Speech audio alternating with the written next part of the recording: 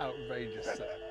You are outrageous. I'm assuming we're going to be talking about that pedal board at some point. So if anybody's wondering, now what the heck was going on down there? We are going to get to it. I just want to say, we were talking about this earlier. Like, that bass sounds outrageous. And it's kind of like, I'm not sure whether it translates, like being here in person and listen to it. Like, I've watched videos of you, you know, obviously play this bass, right? And it does sound kind of like it has this sort of like interesting overtone, especially on the higher strings. Yeah, on the C string for sure. Yeah, can you show people, like, because I think that, like, I think I've spotted it online, watching videos online, but being here and listening to it, I'm like, wow. So, it sounds bonkers. And that. That weird fretless kind of vibe to it, isn't it? Yeah. Almost, I get asked if I play fretless sometimes. Hey, was that fretless on that track? And I'm like, nope. It's outrageous. It rings like crazy. Even without the reverb, it rings like crazy. Yeah. And we're going to be talking about this bass in in detail. Sure. What I thought would be cool to kick off this interview, this conversation. Sounds so official. Yeah, I know. Yeah. To kick off the conversation is talk about your history of your basses, and because obviously I started following you in 2004. Oh dear. Which is like 19 years ago. Yes. Bad as for your young health. as we look right now. I know it looks like, but yeah, 2004, I think, which was when you originally released Mystery to Me, right? That first album. November of 2004. Yeah, and we're going to be talking about that, I think, because I think there's some really interesting things that you did with that album, which nobody had done before in terms of getting it out there. Okay. And I think that, I think it was a really interesting album, not only musically, but also how you chose to, bring that to the public and get people's ears on it. It certainly got my ears on it. But let's jump into talking basses. about into basses. I gotta remember which ones I had. Okay, where do you? This is interesting. Where do you think it started? Wal. Okay. WAL for anybody that doesn't know Wal basses, because my understanding of you is that, and tell me if I'm wrong, that you. Let's hear it from you. Okay. When did you first pick up the bass, and who was it that influenced you to pick up the bass? I mean, it was definitely Lawrence Cottle. Yeah. I mean, I know that's what you were going to say. Yeah. Right? Yeah. Okay. And that's the whole Wal connection. It was Lawrence. I wanted to be a drummer. Always wanted to be a drummer. I wanted to be a drummer as well. Yeah. And Jacko was a drummer. I didn't know who Jacko was yet. I didn't even know what Weather Report. I didn't even know what being a musician was yet. Yeah. Basically, at 16 years old or something. And my friend, my buddy Matt, from back then was like, you got to come to this jazz gig, Croydon. Okay. Yeah. I said, who's the drummer? Of course, all I wanted to know was who's the drummer. What was the pub called? The Gun Tavern. The Gun Tavern. Yeah, shit. Nice. Oh, wow. I don't know how I remember that. Just because I know somebody watching that, I'll be like, I wonder which pub it was in It was Croydon. the Gun Tavern. They had, maybe they still do, they had jazz on a Sunday lunchtime. He said, you've got to come to this gig. You've got to hear this bass player. I'm like, oh, bass player, whatever. Who's the drummer? It was a guy called Ian Thomas, who I'm sure, legend, UK studio legend. And I was like, great, I knew who he was. I really want to see him live. Great. So we go to the gig.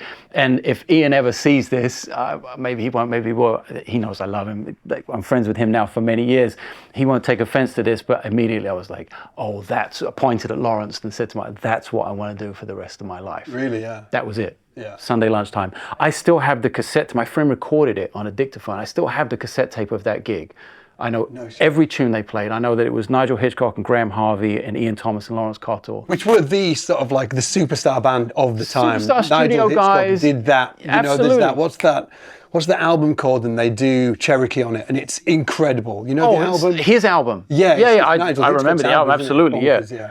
And he's like, for anybody watching in the UK who knew what Blind Date was, Cilla Black. Yeah. Like, he was the screaming alto player on Blind Date, for instance, on so many things.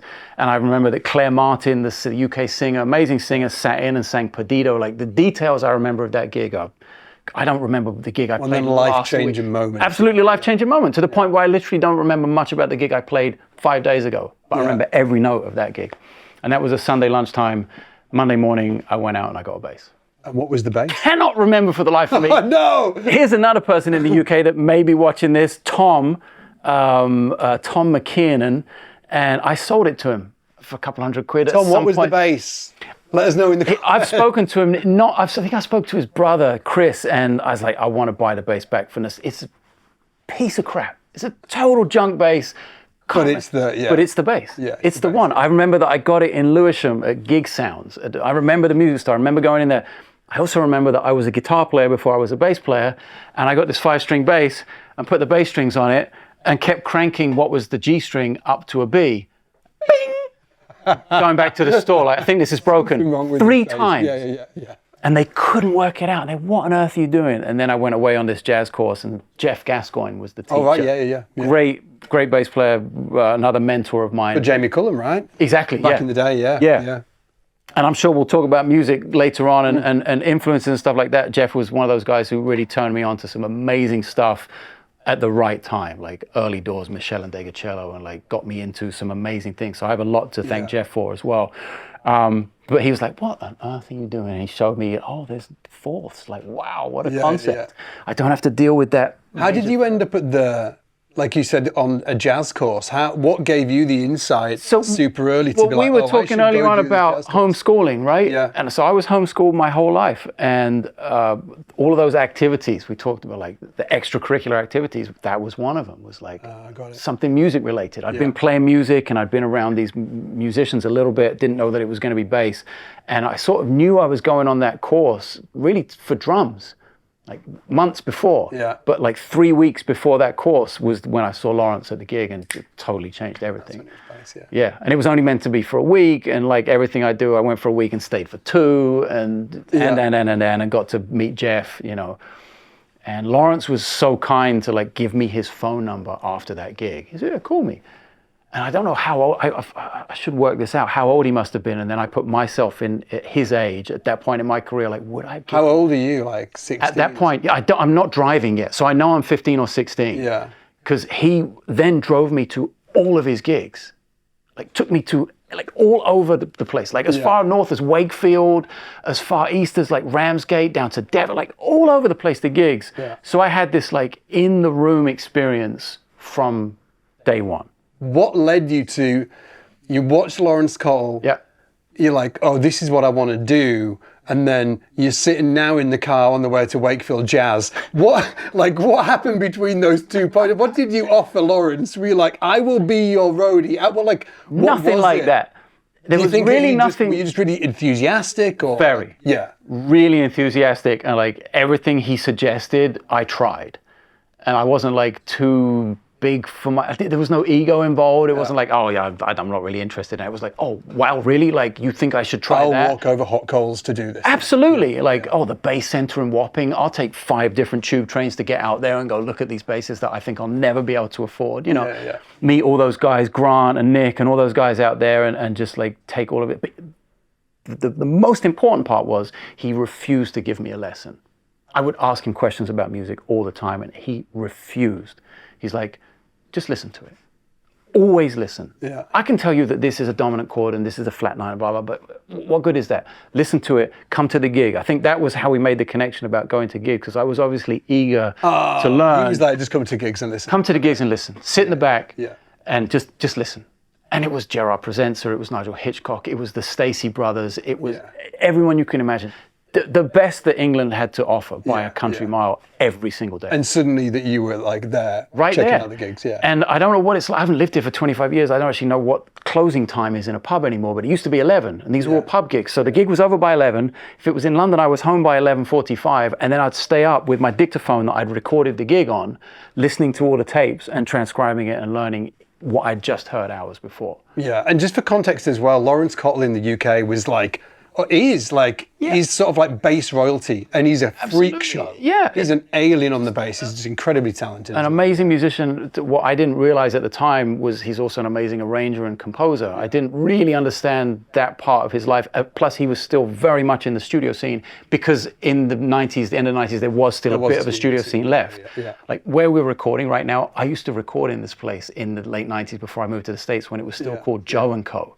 When it was Paul Hart's like jingle shop. Like, just, this brings back a lot of memories of that time, and coming here with Lawrence to a session, you know, to see like what happens in the studio. Just amazing, really amazing, amazing times. Yeah. And just to bring it back to what we were talking about before, Lawrence was famously, like, he was a Wal guy. He played Wal, which was made by Ian Waller and Pete the Fish. Pete the Fish, when Pete was still alive, you know, and that was to get back to... He wasn't a fish, that was your nickname, just to clear that up, But to get back to the whole bass lineage, that was how I got connected with Wal. And Lawrence took me out to High Wycombe a bunch of times, actually. I went with him, and eventually he said, I think Pete will build you a couple of basses and do you a good deal. And he did. And I got a 5-string fretted and a 5-string fretless.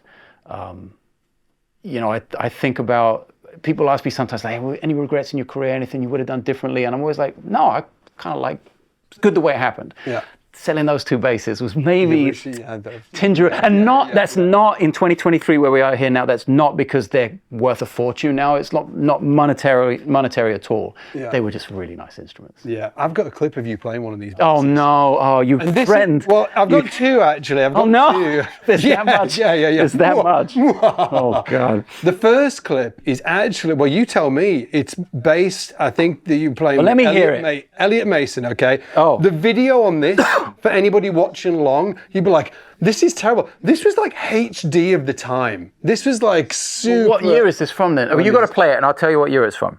Okay. Because it has to be, if it's on a wall bass, it has to be at least 20 years ago. Really dodgy quality, but I've got a killer clip after this. Okay. Here we go.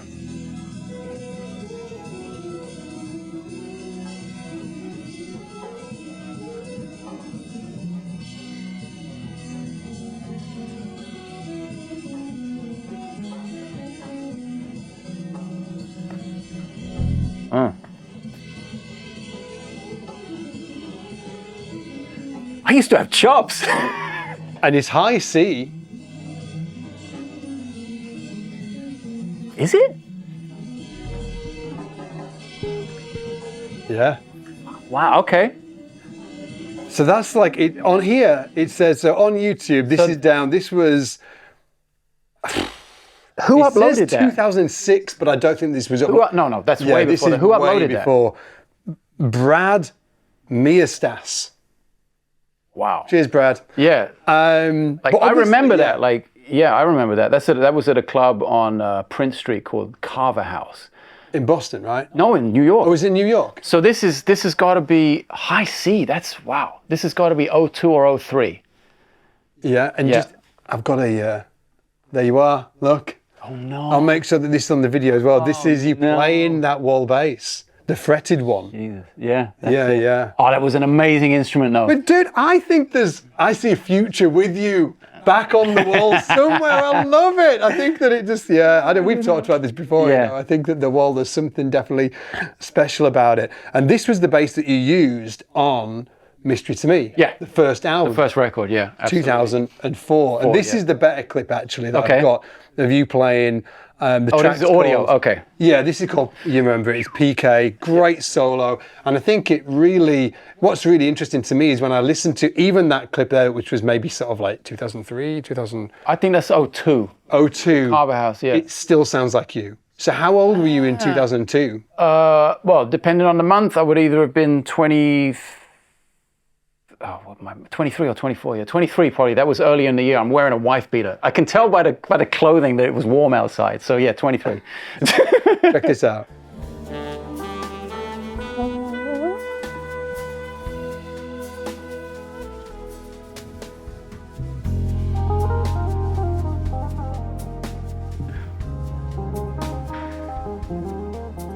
Oh, I fucked up the bass line there.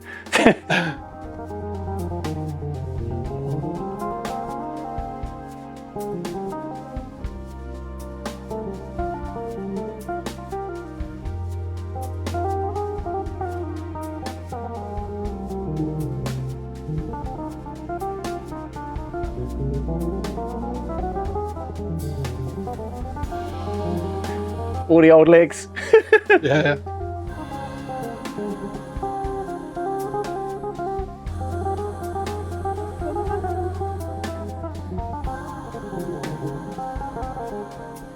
The Gretchen Palaf's on this, right? That's Gretchen, yeah. Yeah. Yeah.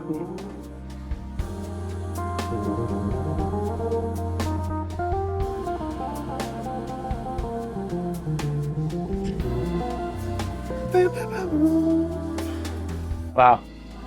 Dude, I listened to this album so much. Oh man. I can remember when this came out, I was like early 20s and I was like, wow. You know, that whole high C thing, I'd never really heard it before. I'd heard it on a 6-string. Right. I'd heard that kind of approach, you know, where we had, Patitucci and all of those guys playing, but never this kind of, and also for me at least, it sounded like a different approach to soloing that maybe had been done before on the bass. It was less. I got it from Matt, obviously. Yeah, we have different approaches. linear wise, you know, like definitely different sounds and stuff. I first saw it with Matt. Then I realized, like with most things, I first heard bebop with Mike Stern. Didn't know who Charlie Parker was yet. Yeah. Okay, so then you go back, you figure out the roots. Yeah. And with Matt, I didn't realize that Dominic Di Piazza had been doing that way before, and also the thumb technique as well. So there's a whole other lineage to it that I had no idea about. Yeah. Got to meet Dominic in New York and play with him a bunch, which was super fun. And then kind of hear that in the room, and be like, oh, that's a whole other take on the thing, because he didn't sound like Matt or me. Like the three of us didn't sound like each other at all, but it was high C. So that was. And who were your influence? Like when you listen to yourself there, or think back in the day, in terms of like improvisational. I mean, I hear the lyrics. Yeah, of course, right? We've got the melody, yeah. I mean, I hear this. I got that from Steve Grossman, maybe, and a combination of Steve Grossman and Dave Liebman. I just hear the solos I was transcribing before that. It takes a while for the stuff to seep into your playing. Yeah. So it wasn't like I was transcribing those lines a week before the session. But it's a very different sort of like from a sound perspective, not tonal, but like the lines you were playing, very different from Lawrence Cottle.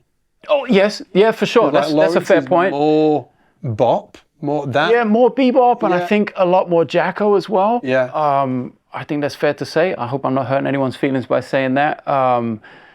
I was so in love with Jacko and with bebop, and when I saw Modern Electric Bass or whatever the Jacko VHS was, and he plays Donna Lee and all of those things that we all know and love about Jacko and the bebop stuff, I think pretty early on I was like, this is a really strong sound. Yeah. And if I keep going down this lane, I'm gonna sound like this forever because I love it so much. Yeah. And it's like, what's that? And there's a lot of people doing it.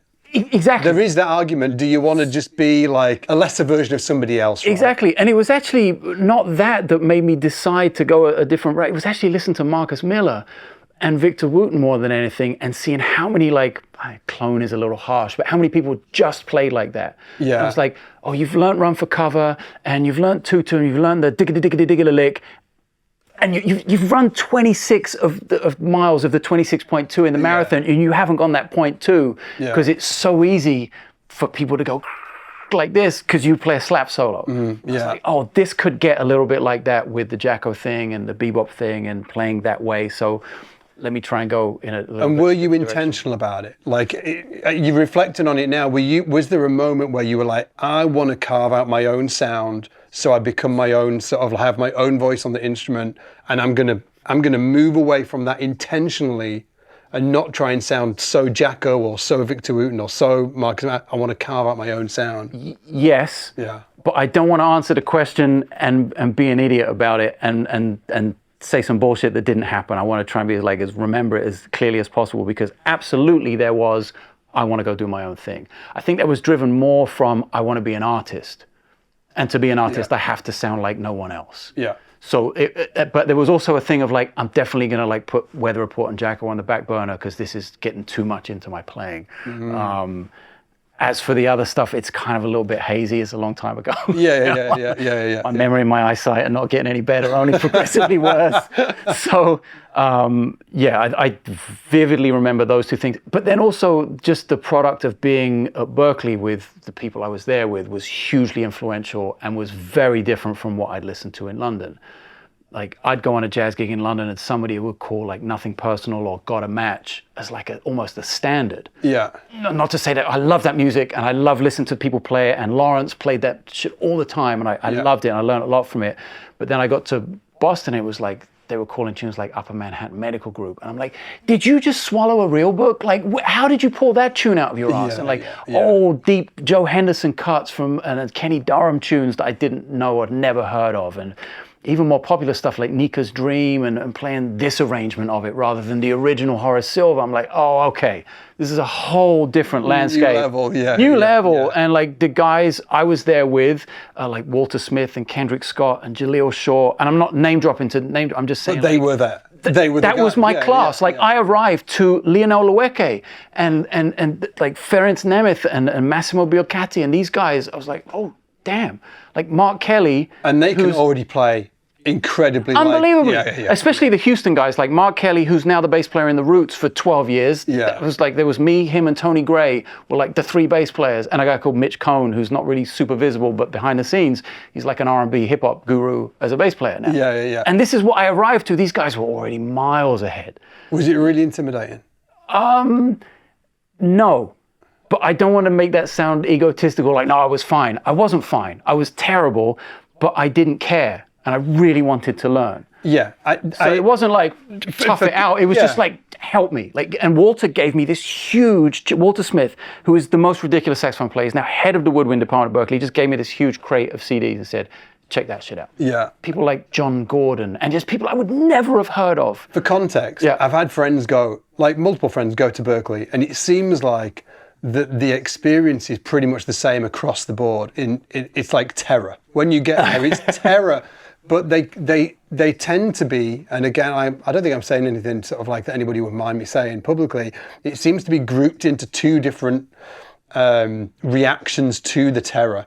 Okay. One of them, they find it hard to deal with, and they kind of go into themselves about it and sort of like, get stuck in their own mind and that whole thing. Yep. And then there's another set of individuals that I just could deal better with it. Their person, they thrive on it. Yeah, they thrive on the pressure, maybe. Yeah, it's sort of like they're both intimidated, but they just deal with it differently. And I think that it's interesting just to sort of like discuss it and put it out there into the world, because I think that people are still going to these schools and feeling that fear. And it might be interesting for you to speak just quickly about your experience and what your advice could be to those individuals going into these situations, which when you reflect on it now, in terms of pressure and in terms of sort of like being self-analytical and self-hatred, maybe sort of like one of the most intense situations in somebody's an intense period in history where we find ourselves. We were talking about social media earlier on, and the fact that I'm not on it. Like, I can't imagine doing what I did at Berklee, whatever that was, learn. Right? Just have some private time to myself and my friends in a room and play some music. I can't imagine doing that under the microscope of like TikTok or Instagram or something. Like, I don't want you to hear this. I'm cringing at all the mistakes I hear on a record that I willingly put out into the world that is streaming to anyone who wants to listen to it. And I have the tapes of those jam sessions at Berklee. I would never want people to really hear that. Yeah. But you feel like, maybe, I don't know, because I'm not there now. I went there 100 years ago, a million years ago when the earth was still calling. But maybe now it's like so much pressure to always be great. In a room, in a private room, because who knows who's got the phone that's little like this, and they put a little clip out, and that's you exposed. So I don't know, man. If I was going now and I had the wherewithal, I would say every jam session I went into, I was like, you put your phones away. Like, nobody films a single frame. You'd be more about sort of like, let's make absolutely this us. Yes. Yeah. Because that's like that. Then you have no inhibitions. Then. You're not worried about anything. It's like you can really be free and create. And I'm talking very specifically from a jazz standpoint as well. I understand Berklee is more of like a vocal school now or something. It's completely changed. It's a change, yeah. Completely changed. I don't recognize it when I go back there. And the kind of people I see leaving there, I don't recognize because the world has changed. Yeah. I'm not saying it's a bad thing. Yeah. It has adapted. It just has changed, as everything does. I'm sure in the 60s it was way different even more. So, it's I think it's probably super tough, way tougher to handle now than it was for me. Even though I got there and was like, oh, damn, you get into this, you lure yourself almost into this sense of security. I did in London. I was playing all the gigs. I knew all the guys. I was hanging out with Lawrence from day one, so I actually knew everyone personally, and I was doing a lot of gigs. And the phone just didn't stop ringing. I was driving up and down the country. I was like, oh, this is great. I'm going to go to the States. It'll be exactly the same. And you're like, I couldn't get arrested. It's like really a struggle to get on the scene, and very thankful that I got in with a group of people like Walter and Kendrick, and they took me to a couple of jam sessions. Man, this electric bass player, he can play over changes, Like it was a real novelty, not that is anymore. And I don't really consider that time that I was there, the electric bass, to be a novelty playing over changes. But I guess to these jazz guys, it was. If they were full on, that helped kick open the door a little bit, and off I went. Like, it was. No, I definitely went there and got knocked down to size and had to, work up to be for us. It's character. Really good. Actually, on a serious note, I don't think that happens enough now. I don't think people get told, you're not ready. You Yeah. suck. You know, they don't get told that anymore. The tough love, yeah. The tough love. And it is love. Like, when it's done the right way, I'll tell someone they suck. And they'll come out so much better for it, because I'll do it in a positive way and say, you really suck at this. You think you're doing this, but you're actually doing that. If you trust me, I can help you with these 3 things to get you where you think you're going. Yeah. And within 10 minutes, you can completely change the outlook of somebody's, and you see it, the light coming in their brain. You're like, oh shit, you know, and then you can put them on the path. So I think there's a way to be tough, but do it with a lot of love at the same time. 100% agree. 100% agree. But taking it back to the bass. Yeah. and taking it back to the bass. This is for you gear nerds out. See what I'm doing here? Yeah. It's like for all. You know. Sorry. The idea here was. Talk way too much about music. No. My sort of like challenge to myself was, I know that when I opened a magazine and used to read it, I'm not sure about you, but they're gigging there, whatever. Oh, gear section, right? Oh, let me listen. Let me read about the gear they're using. So my idea was to sort of like thread, use this interview and sort of like kid people into, sort of like pull people in through the gear, and then talk about everything. And drop some music on them. Yeah. Sort of like bring them for the gear, and then sort of like, But the irony with me was, in different ways. I was the I don't know anything about gear guy. Yeah. Forever. Like, this is this circus that happens below my feet. Like Bob Reynolds, I play this guy Bob Reynolds quartet, have done for a long time, one of my best friends in the world. He literally introduces me as 2 different musicians in the band. It's the bass player and the guy with all the boxes. The stuff. The stuff on the floor. Yeah. Like, he feels the need. I'm that much of a pedal nerd now. So I didn't have that experience with the magazines. Were you not doing that? Didn't go to the gear at all. The thing I would nerd out about is who was in the photograph for the product. Right, got I was there's Darryl Jones, and it's some. I didn't even care what it was. That's Darryl Jones, and that's my hero, and I want to meet him one day. I was really nerdy about that, but not so much the gear. By the time I got to gear, magazines kind of weren't a thing anymore. I know. It's sad. I do. Kind of is. It is sad. It is sad. But when did the high C happen? Was that before Berklee, or no, after Berklee? You got to Berklee and you're like, oh, people are using. I got to Berklee. Maybe. I remember vividly. I have the bootleg on mini disc still. I went to see Matteo play with John Schofield, with Marlon Browden and Will Bulwer. It was a very short-lived band. And it was like a precursor to the Uber Jam band, I think. Yeah. Being a more funky thing. Yeah. And it was amazing. And Matt played the high C and the. Yeah. So Matt Garrison we were talking about. Matthew Garrison, and played with the 4 fingers and everything. And I was like, oh, cool, let me check that out. So I did, and I was always more melodically inclined. I'd always transcribe saxophones and pianos and guitars and all this kind of stuff. So I was always like, give me more range. And I guess it was like, he's playing a 5. You owned a 5-string. You're like, I can get like I can do that without spending any more money, except on a set, some strings. Don't do that. It doesn't work quite. It's not quite as easy as that. And to my, like, it was not great when I just put a high C on a bass with a nut that was for a. The action goes a bit skewy. And the thing's rattling around because it's a narrower string gauge. Yeah. It's not great. But basically, yes. Did you ever think about going to 6?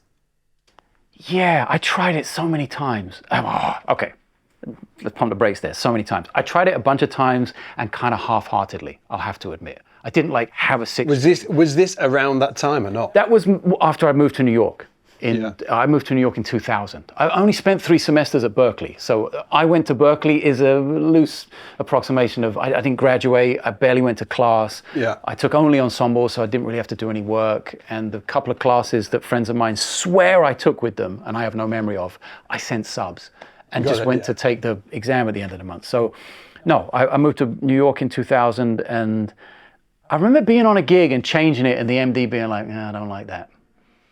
And being like, oh shit, and thinking I was going to lose the gig and being like, what, because you'd gone to a 6 and you were No, because I'd gone to a high C. Sorry. Oh, because you were on a high C. No, I never, and even in the few times I did try and play a 6, I didn't really do it publicly. I didn't really own one full time. Like, I had a bit of a deal with Yamaha way back and had some Yamaha basses, and they sent me maybe one of the Nathan East ones. Yeah. It wasn't a Patitucci, it was Nathan East. And I don't know, I just never got on with it. My hands aren't really that big. It's a commitment, isn't it? It's like It really is. It's like... It's sizable. It's sizable, and it's like there are just certain things. I have a really narrow string spacing, so that wasn't super common back then. Yeah. Yamahas are like. So what's your string spacing on this? 16.5 mil. Got it. So Janek's talking about the bridge. So it's 16.5 between strings. And if you've got like a bass like this, it can be like 19 or even 20 on some P basses. And that might millimeters. That might not sound like much. It feels like. Oh my god! If it goes from 16.5 to 17. Yeah. Really tough to play. Yeah. I also used to play a paper thin action, which I stopped. After John Patitucci kicked my ass about it a little bit. Talk about that. Why did that happen? John had this, he plays this like larger hollow body thing, right? Because you used to have like a super low action. Oh my God, you couldn't fit a Rizzler under there. Cigarette paper for anyone not from England. It was really, really light. So you can't dig in. It compresses your dynamic range. I'm sure most people watching know all about that and have heard me drone on about it many times before. But John had this bass, a beautiful bass that Yamaha had made a one-off. He said, hey, you guys are at his house hanging out. He said, you got to play this. It's heavier than the sun, isn't it? Yeah, I know that one. It's so heavy. Yeah. And so he handed me this thing. And I was like, whoa, what is this? It's 6 strings, it's beautiful. And, I was like, John, so you know these chords and melody. And I played it, I was like... That was about the extent of the Well, because the action was just so high. It's like this. Yeah. You could fit, I don't know, this bottle underneath it. Like, unbelievable. I said, hang about. So I gave it back to him and he's like... play beautiful. Yeah. And he kind of...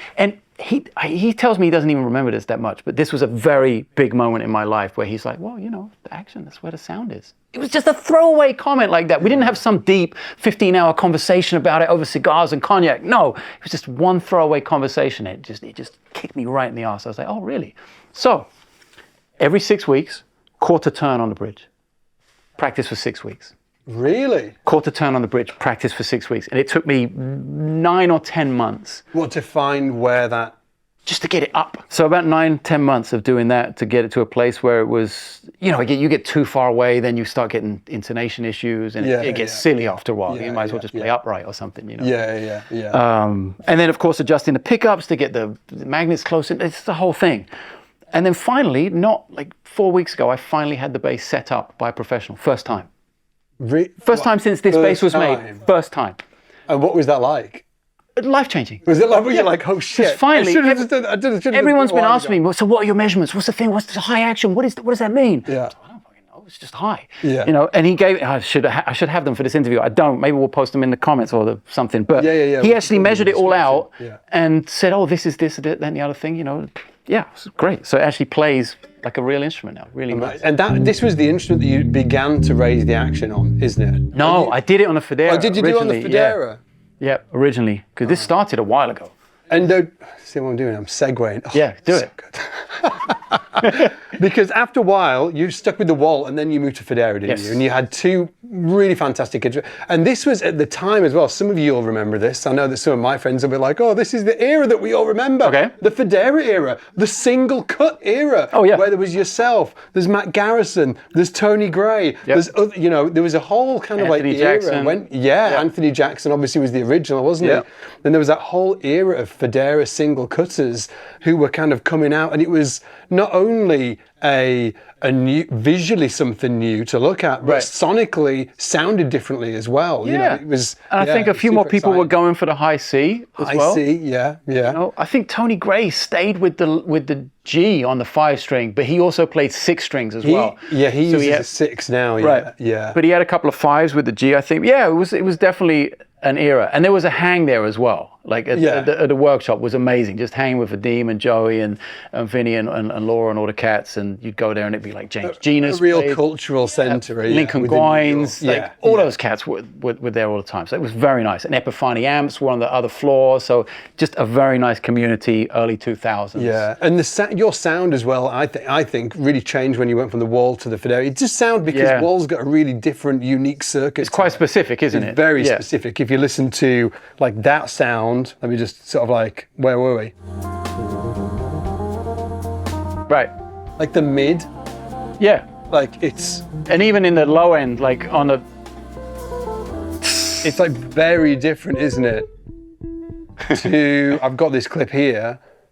This is a great clip by. This is Oh no. this is when you're at Craig's house over in, I think he lives in Holy Melbourne, crap. right? Yeah, that's But the bass 2016. sounds killer, dude. Wow. I've freaking searched. I was like, I man, wanted to this get is the old. best clips. Like it's still got. It's darker though, I think. It's darker. And I was always going for that. You know, Yeah. obviously Pat Metheny's my biggest hero. I always just loved that dark thing. Wow.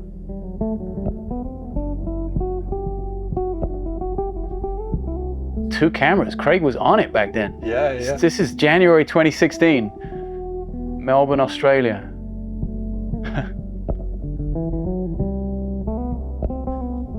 I think the mid's different in the sound of this bass. Yeah. The mid's more harsh in the wall bass. So with your sound there, like is that all bridge pickup? Yeah, it's probably all bridge pickup, EQ totally flat. EQ totally flat? Yeah. And are you rolling back the tone on that at all or not? No, I'm trying to remember the controls on that now. I think everything was just flat.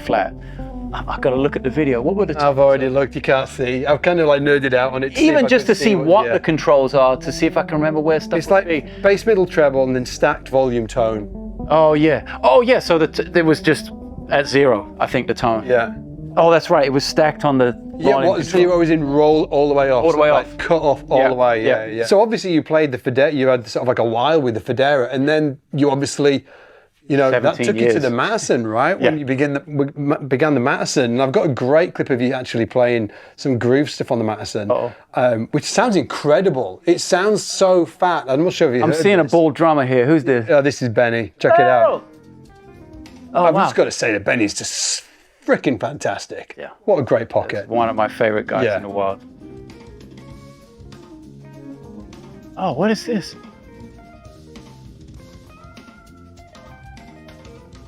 Canada, Drumeo. Oh, wow, okay. 2000. Yeah, and it's just got. Well, it sounds good in the mix. I wanted to share this because it sounds great in the mix. Chris on guitar. Oh, yeah. Oh, these guys are so fun to play with. Chris is great. It is a freaking hang. What's your default with this bass specifically? Is it bridge pickup when you're playing? Well, it depends what I'm going for. So depends. what you were hearing there, definitely bridge pickup. Yeah. And this is a little different because the pickups are so close together. Yes. Normally the spacing, especially with jazz style pickups, is obviously these are P, right? there's Yeah, a okay. P, So, but yeah, normally it's like, yeah. you guys know like they're normally spaced way out there. So it's more subtle on this instrument when you go back to front. You know what I mean? So like Give us a demo. So that's just back. That's interesting that just that, it's an inch, right? It's very different, isn't it? And I was so tempted to come forward because that's where I play my front pickup. Yeah. I never dig in at the bridge. That sounds so janky to me. So like when I'm playing on the front, I'm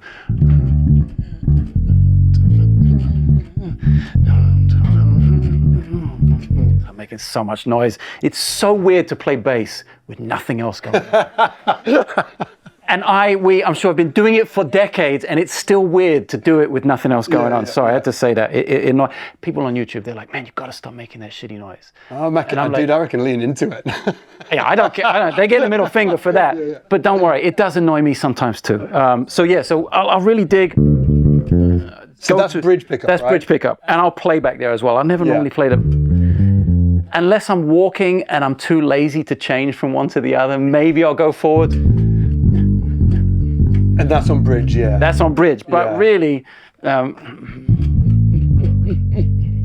it's just such a rounder sound, isn't it? Yeah. beautiful. And it's volume. So I have to turn one down and one up. I've never used both together, actually. Oh, that's what I was going to ask you, yeah. Do you ever use both together? No? I don't know, but that's what it sounds like. A little fatter, I guess. Are we now discovering I should? That's kind of fat. That's not bad. The action on this bass is huge, by the way. I'm just you're looking seeing at it now, now? like, Jesus. You've got the best view as well. Is this like your self-harm vibe? You know what I mean? It is bonkers. But that's the thing. It doesn't bother me because you've just adjusted because it I all did the it time. incrementally. Because Sure. you've Yeah. adjusted it all the Yeah. time. I don't feel hindered in terms of actually either hand. Oh. You know. But that's so just interesting. That's just hours with the instrument, I think. Yeah, it's interesting because this is a 33-inch scale, isn't it? So 32. Is it 32? Yeah. Okay, that's Yeah. interesting. So obviously the tension on the strings is going to be a little less. Mm-hmm. So I do wonder if a 34-inch scale bass. No, because where I was going is like with a 34-inch scale bass with a high action. Is that going to be harder to play than a 32-inch scale with a high action, or? No, I have some of those, and I have the action pretty high on most of the basses. Yeah. I have one jazz bass that I keep whenever I need to slap that I do have low action on, because I think it makes sense sonically. When you want that sound, there are some things you have to have that. Yeah. I think, Marcus or people like that would agree, and they're the gurus at it. But but then you hear Patitucci do it, and he does it with the high action. And you're like, I give up. And he practices without an amp, doesn't he? Yes. He talks about that, sort of like focusing on getting the tone from the instrument acoustically. And I was channeling him so hard in the studio making this new record, like literally just a few weeks ago, because we got this dusty old amp and we plugged it in. And it didn't. I was down in Argentina, so like off the end of the earth, basically. Plugged it in, the light came on, and no sound came out. And I was like, "Oh shit! Am I about to make my first ever record only on headphones?" And I did. And I was just thinking about. Did you do it? Yeah. Did it. Wow. And it was kind of interesting. I wasn't mad about it. Like I might do it again. What was it? And the byproduct of it was. What were the differences? I had to trust myself more. I couldn't get in my head about the sound as much, because I was like, this sound is horrible. Headphones suck. You got the best headphones, and these were not the best headphones in the world. These were like from... I have like pitch problems for whatever. I can hear the pitch way better when I'm like listening in a room than on canvas. Sure. It's... I would agree with that for myself too. And I get weird things with the headphones. Yes. Actually, to do with it's the like pitch. a weird, I don't know what it is. It's like too close. It's also not feeling the air. Yeah. And it sucks. There's no bottom. And I just had to trust that I know myself. I know my playing. I've been doing this enough years that when I go in the control room and listen back, I'm going to hear this thing that I know so well. Yeah. So just trust that now in the moment and let it go. And it was one less thing to worry about and think about. And I think I played better and had a better time as a result, despite the situation being really not optimal. Really terrible headphones. So. Did you do it on this bass? Yeah. Because you've recently. So that's the next episode, right? Is from Mattison. From this, we went to the F bass, and then back again. So I've got a clip of the F bass actually. Okay. I absolutely love this tone. This is the one that I pulled out. What is this? It's badass, man. You do some really great chords. Like you do some really great chords, and then the clip cuts. But oh no, I got some of it. Check it out. So this is in. Okay.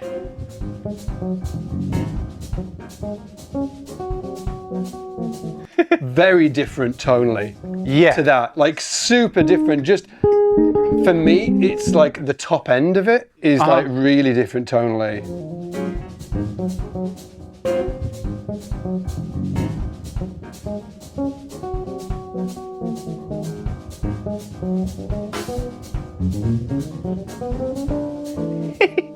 But I think that bass is like, it just sounds different on the top end. We were talking way different, earlier, and it has like different pickups. I guess it's a as well. completely different bass. It's so different. Yeah, and different pickups, different woods. 32.5 inch scale. Different scale. Different scale. Really everything different, and that's kind of. I think we talked about this on the episode of your podcast with Ian. We talked about signature instruments and a little bit about that, and like why I went to F bass, and I was kind of like trying to get out of the signature game and just I want to buy an instrument. I just don't want to develop an instrument with somebody. Yeah. Not even just say I want these things, and can you make it? And that's the end of it. Yeah. Love you guys. Keep it simple. We can still email. We can talk. We'll see you at no expectations. No expectations. Yeah. No Instagram. No videos. No nothing. And they did it. And it's an unbelievable bass. Recently, I've been selling basses. I'm getting old. I don't want clutter in the house. I have a kid. Dude, I'm there. I'm there. I just got rid of maybe 8, 9, 10 basses. Something. A lot of instruments went out the door. And my wife was like, "You are not." My wife, for anyone who doesn't know, is also a fantastic bass player. And she was like, "You are not selling that F bass." Oh, really? Not happening. Because she plays an F bass. She plays an F bass also, and I played on because she's a producer and arranger and a composer and stuff. So I played on a track for her, played bass on a track, and I'd use that. And she's like, "What is that instrument?" I see, "This is the bass they just built me." it disappeared for a little while. Oh, really? My studio. Yeah. She She took really it into the as, sound of it, yeah. loved it. And she's not wrong. Like, you put that on a pop track when you need it, I don't think this is the right bass. That's the reason I'm keeping that one. Like, you want R&B, pop, fat, like... It's probably because of the pickup placement, hasn't it? Like, it's wider pickup placement. The way the neck is made, there's something about it. Like, call Marcel at F-Bass. He'll tell you all about it. Hey, Marcel. Hey, buddy. I can't tell you technically why, but there is something about it that just says straight up the middle. Like, if you think Charlie Puth or like some fat, thick pop bass track, it's that thing immediately. It's the best jazz bass you've ever played, but it's not a jazz bass. Yeah. Plus, you can do kind of the things that you were just you're showing in that clip. In the high end as well. Yeah, but it hasn't got that character that we were talking about, that we actually kicked off this entire conversation with. That weird kind of like, when you play the high C and the G strings, you've got this kind of like overtone. Tonal texture. And I talked to Marcel about it. It's not like it's a secret, I want to know why. And it wasn't like that bass was bad at all. Like, bass is unbelievable. And I played it on the last Vital Information album with Steve Smith. It sounds fantastic. There's one track on that album might be my favorite recorded bass I've ever played on a record. On the Vital Information. And it's that bass. Yeah. And still, that's the bass I don't choose for my own music. It's heartbreaking in a way, because you're like, oh, why? Trying to like. But it's but it's great that you've found this sound as well, which is your sound, you know. And I think that like something that. To point out about this bass that's really different that I think we talked about before. It's got a big bloody hole in it. Bass player and does panpipes as well. But like how much of it is actually hollowed out? Let's find out. No, I want to say that like from maybe here 24th fret somewhere. Like this is hollowed out. Got it. Okay. And who knows? Like, so it's lighter. It's definitely lighter. Who knows how much of an effect that has on what we're just talking about the top string ringing out? I don't know. And sometimes you never know. You can go into a store and play 15 jazz basses that were all made in the US or made. And they all sound different. Yeah. All sound completely different. Yeah. You know? I got a Mustang when they reissued it 7 or 8 years ago. I was like, I got lucky. I walked in, didn't play it, picked it up and bought it and walked out. Went home, played it sounded awesome. I was like, I think my wife would really like one of these. Grabbed one, and it wasn't even close. Wasn't the same bass. Yeah, it's interesting, isn't it? Yeah, before, if just bringing it back to the sort of like the hole. If you're thinking, it's because of the hole, we were talking about Rich Brown. Oh yeah, like Rich Brown. Yeah. The bass that I. Kind of like when I started nerding out on Rich, the bass he was playing was that Kenneth Lawrence 6-string that he's got, and he's got the same thing. Yeah. He's got this on the G and the C strings, this instant sort of like high overtone that sounds kind of fretless. Yeah. And I don't know what it is, and I don't think, Rich, do you know what it is? Yeah, I don't think he knows either, but some basses, to your point, they're just all different, and they sound completely different. Can we switch gears a bit and talk about soloing? Sure. Because obviously you're... I do it from time to time, Let's bring it on, Have been known to. Yeah, because I think that, something that obviously you're known for is being a phenomenal soloist on the instrument. I've got a cool clip to show you. By the way, if you're wondering why I'm not getting Janek to do it, well, because I've got this sort of like, I think it's like cool watching like bass players react to themselves. And it's kind of torturous for them. It is torture. We did it with Michael League last week. He was, the week before, and he was like, stop playing me clips of myself. Okay, so I've just seen the clip that he's about to play over the shoulder. Just the clothing choice alone.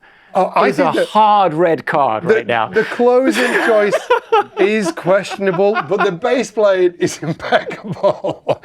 Seriously, this clip is... Bob looks like he's 12 years old. Yeah. Oh, wow. This is so good, though. Check it out. Funny. What is this? You do some chordal stuff on here that's just incredible.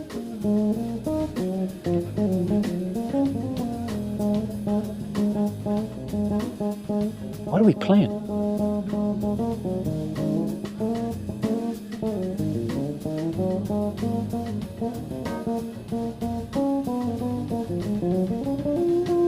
Like in just a second, you kind of sort of like hit upon this note, and then you're like, I'm just going to stick on this note. Because I haven't found it yet. That's what I'm listening to. I'm listening to myself struggle to find something. It'll be interesting to talk about that as well.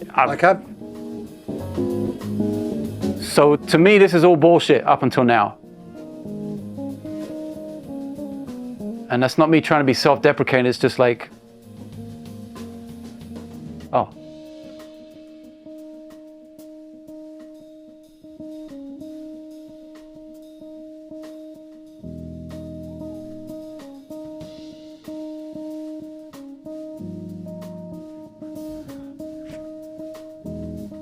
Okay.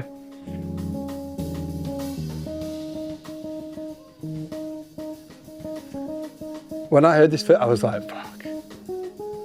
It's great. Oh. Yeah.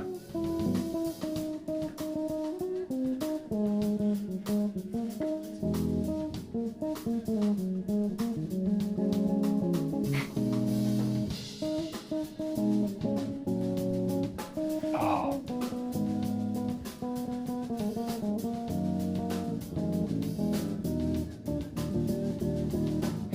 Wow, where did that come from?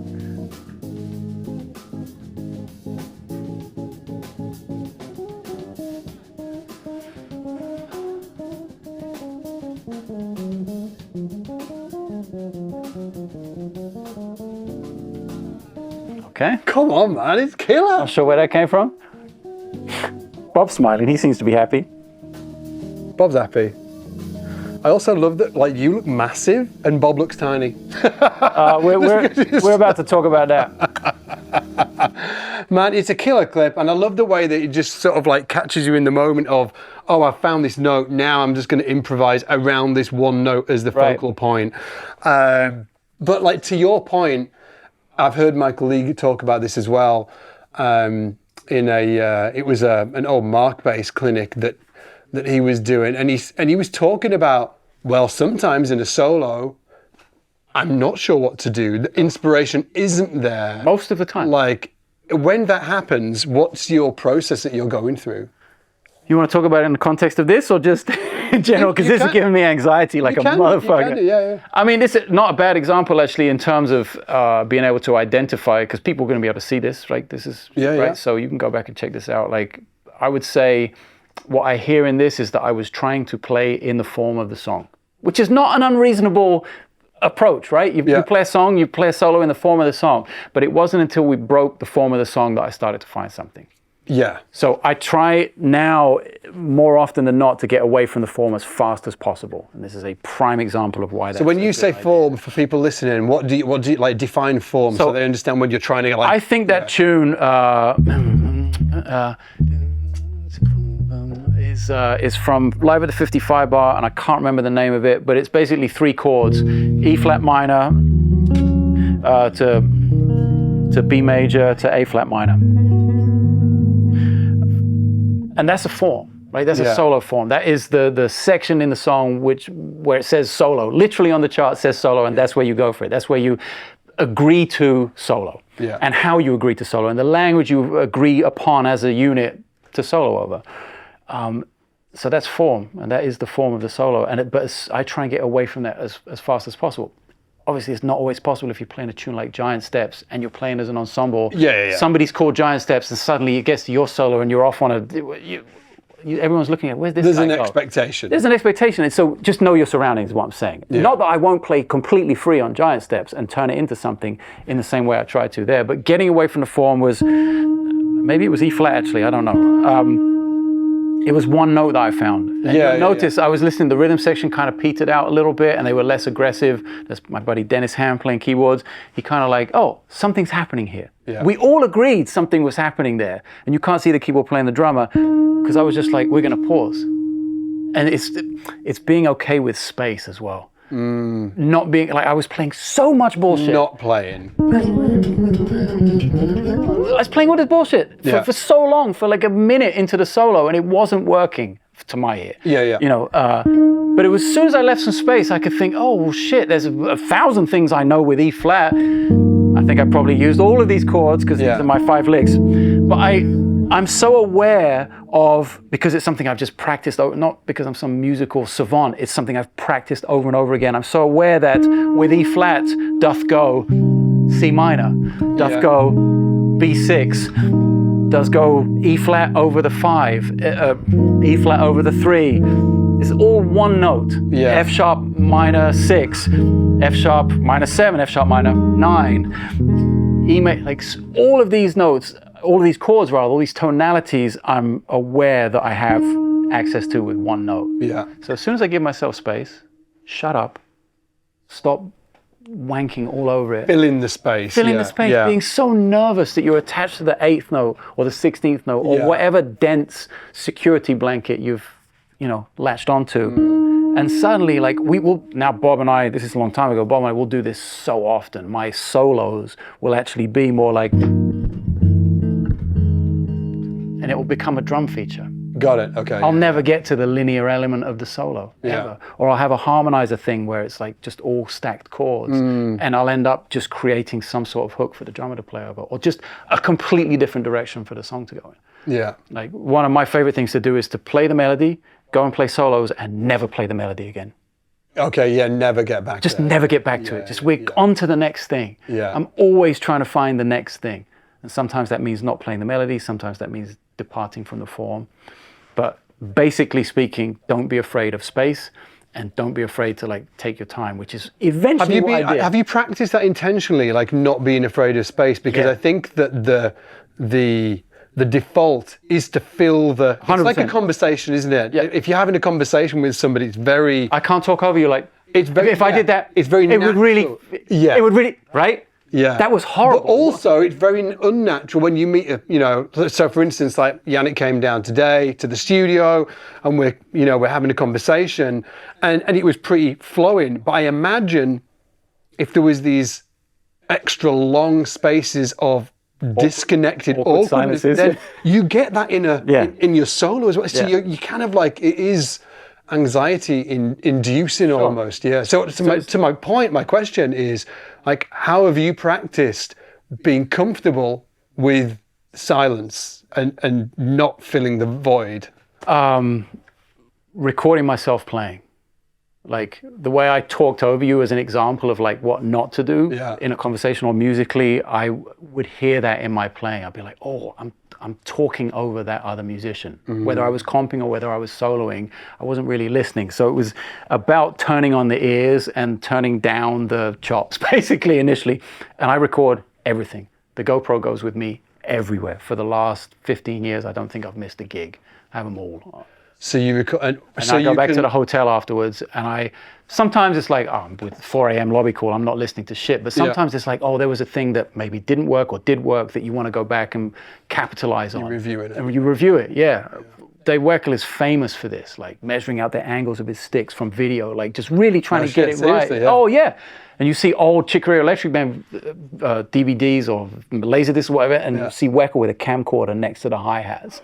In the late 80s when nobody had a camcorder. Really? Yeah, really checking out his thing. And Amazing. I looked at that, I was like, oh, that's a great idea. Let me do that. Yeah. And the phone, like you have the voice recorder on the phone, record your practice. There's no excuse anymore. It used to be really difficult. You used to have to buy a piece of technology that required batteries. Dictaphone. Same for me. Yeah. With regular size cassettes, not even the little fancy office ones. Yeah. Turn the cassette over and like rewind and fast forward, all of that. So now there's no excuse not to do it. And when you listen to Steely Dan 2 Against Nature, you can say, I love that, I hate that. Yeah. Do it to yourself. Yeah. I love that, I don't like that. And when you say I don't like that, that's where you need to work. When you make mistakes, you know what sounds good. We all know what sounds good. Yeah. Right? Yeah. We have to apply that to ourselves. It's just hard to put the ego aside. Yeah. And it's hard to listen to ourselves. It is hard to listen to ourselves. And it's interesting because I think that when the first time you hear yourself speak, it's puke-inducing, isn't it? You're like, what? In fact, my boy heard it the other day. He watched a video of himself, like, on my phone. He was like, it's the worst. Oh, I sound weird. I was like, well, actually, that's what you sound like in real life. And I was like, unfortunately, it's like, well, it's the same here when we listen to ourselves back. What we think we're sounding like is the reality. So I think that, to your point, it's really important to listen back. I heard this thing from Tiger Woods. It's such a random analogy, but he talks about real versus feel. And he says when he's on the range warming up, there's what he feels is happening and what is actually happening. Real versus feel. Yeah. And sometimes those two things are really far apart. He feels like he's hitting the ball straight and it's going left.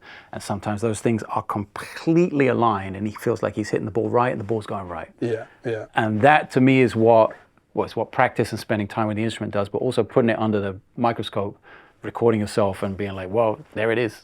Yeah, the tape yeah, doesn't lie, yeah, man. yeah. It doesn't, and it's not lying there. It's exposing me for the charlatan I was for the first 64 seconds of that solo. And I learned from that, you know, and that's why I put that stuff out there as well. Exactly. You know what I mean? You can't put the best 30 seconds out only. No, like I'm like a huge fan, as you probably imagine, like I'm a huge fan of sort of like content creators, and there's one podcaster, not in the bass niche at all, and what he back in the day when nobody was podcasting, he was like grinding them out, like one a week he was doing these great interviews, and he committed to always publishing.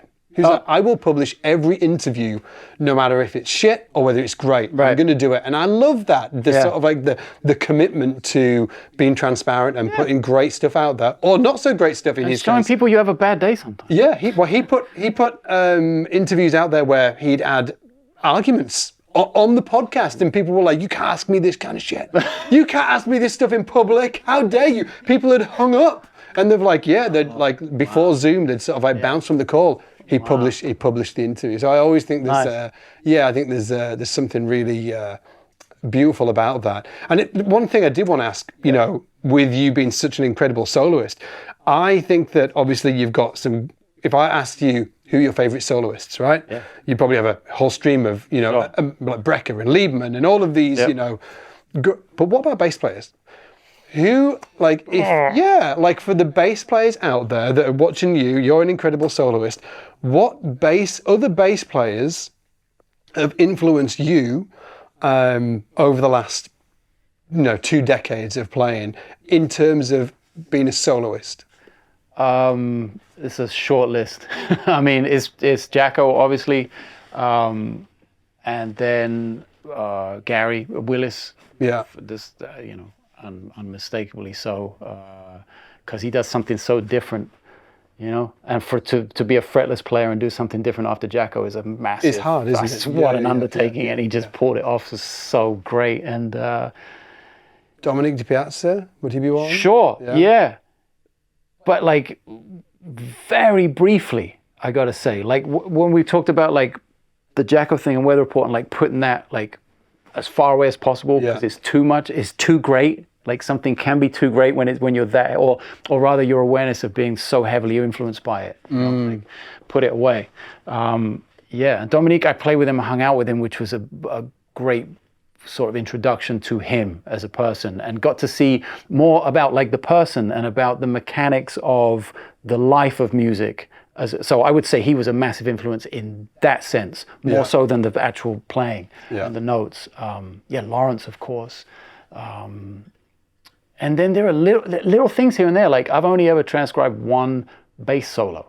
It's John Patitucci. It's on an album called Mistura Fina. Yeah. And it's, I forget the name of the tune, but it's unbelievable. And I was like, oh, that's cool. And that's it. But for you, it's been much more intentionally focused on other instruments. Yeah. And when if you ask all those guys as well, they'd say the same thing. Like John would say, John would say, look at the list 50 tenor players that because the tenor saxophone is like the perfect range for the electric bass. And all of those people that we know and love would say, Willis, the same thing, you know, like. Yeah. You hear the obvious little telltale influences in all of their playing of Jacko and whoever else, but when you hear, to me, when I hear Patitucci, when I hear Willis, or maybe someone like Oteil Burbridge in a chordal sense, and he has a beautiful voice also, when you're talking about someone doing something different, that's where I'm, heavily influenced. But bass players, soloists. What about other instruments? Oh, everything possible. Like everything. Give me your top 3. Top 3 instruments? Top 3 players that have influenced you from a soloist perspective. Oh, that's super easy. It's got to be Michael Brecker, Pat Metheny, and pick a piano player. It's got to be like the big 4, like Joe Zawinul, Keith Jarrett, Herbie Hancock, or Chick Corea. And when you were listening to those solos, were you doing the work in terms of transcribing their lines? Oh, yeah. Yeah. Everything, and writing it all down. And when it came to piano players, transcribing all the chords as well and all the voicings. That's why I played. You play piano, right? Yeah. That's how I paid my rent going to Berklee. Was I had a gig as a piano player in a piano trio. No shit. Yeah. Yeah. Like 3 nights a week at a place called the Wonder Bar in Brighton in Alston. Yeah. That was quite something. Just opening the real book and I can read. Okay. And I've got some chord voicings and I can solo a little bit. So great, you know. Yeah. And all my buddies would come by and just laugh, you know, and sit in and play and just, what the fuck are you doing here, man? Like, paying some rent. Oh, okay, cool. And I used to sub. I was just subbing for the guy whose gig it was, Johnny the cab driver. He was also a cab driver, so Amazing. he would be working a shift. He'd be like, I can't play tonight at the Wonder Bar. You can do it, yeah. Can you come down and do it? Great. Didn't have to carry anything. Just show up at the gig with a real book. Was too young to get in because it's all 21 there, not 18. So the bass player would have to sneak me in the back, you know, to my own gig. It was amazing. Couldn't have a beer. And you know, and in terms of like playing piano as well, has that influenced your bass playing? Oh, I think so. Huge. Would you recommend that other like bass players who are like really serious about becoming sort of like a professional musician, like what weight would you put on?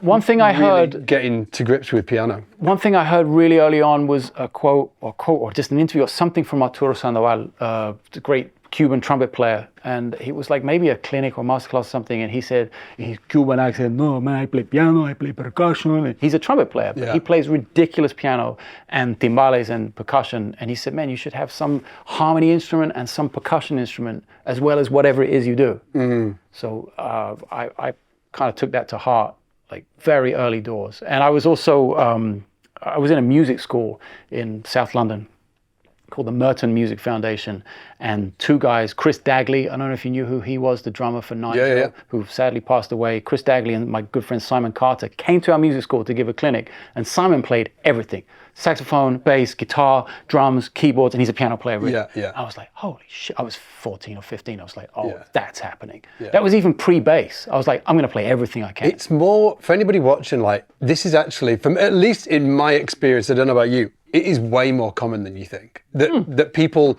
have, like, they are proficient on multiple instruments. It's really common. Listen to Christian McBride play Freddie Hubbard solos. Or sit down at the piano and sound like Oscar Peterson. It's ridiculous. Yeah. You know, like Joey DeFrancesco before he passed, like what an unbelievable musician.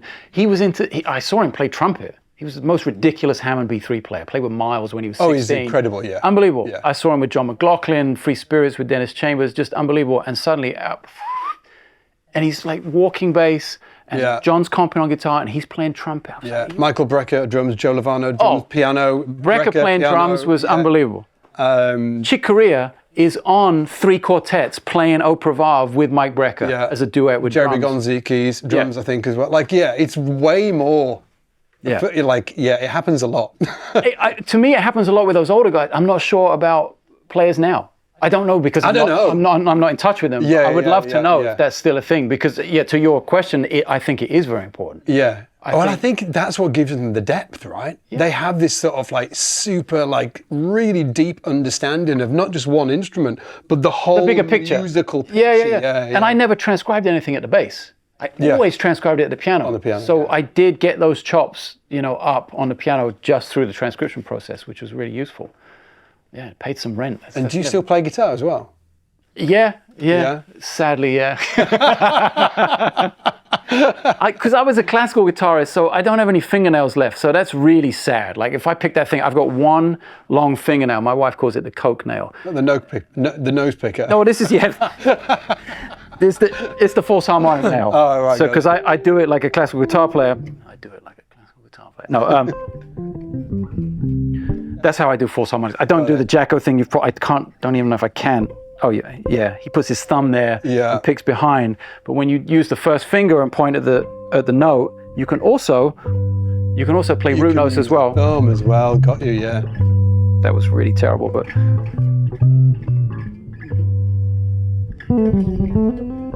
And it's just, I like it. I like the pointing element of it. I like the fact that you can play chords. And plus, when you're in a groove, like pinching harmonics in the middle of the groove. I think I got that from Willis. Yeah. I think so. But although he does it, he pinches them.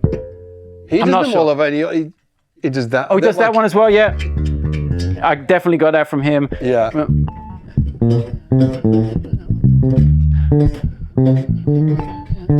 Yeah. Yeah. Yeah.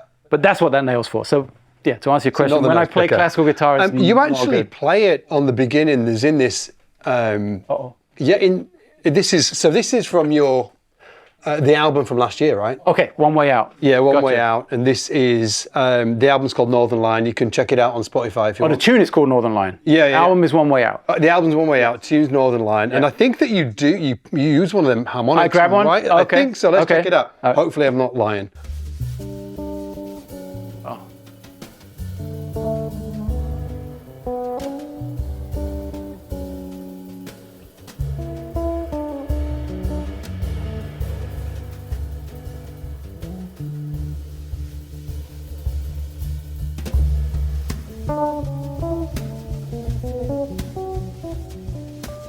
Oh shit! There it is. Boom.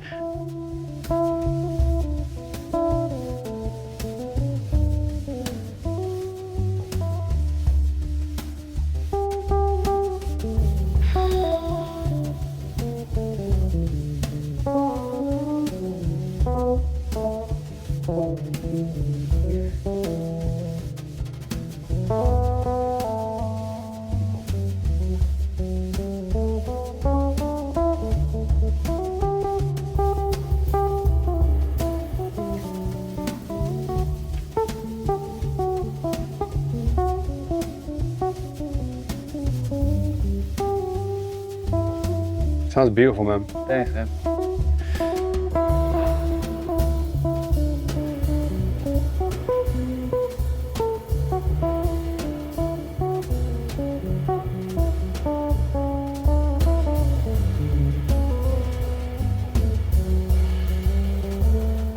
Sounds great.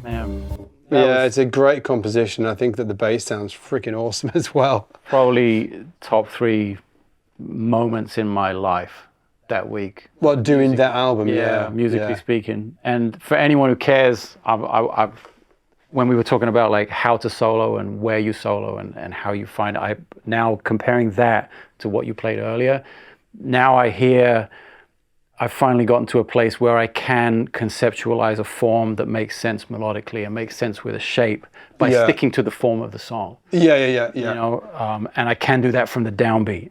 And that's something you sometimes have to do when you're in a recording session, and that's the moment. Yeah, and it's freaking hard. Yeah, like it's not. I can remember, like, I don't know if you know, but I went to study with Gary Willis. Oh yeah. In Barcelona. In Barcelona when he moved over here. Yeah, when he moved over to Europe, and the first thing he told me in that first lesson, he was like, yeah, that's all great. He said, but what I want you to do is like take a theme.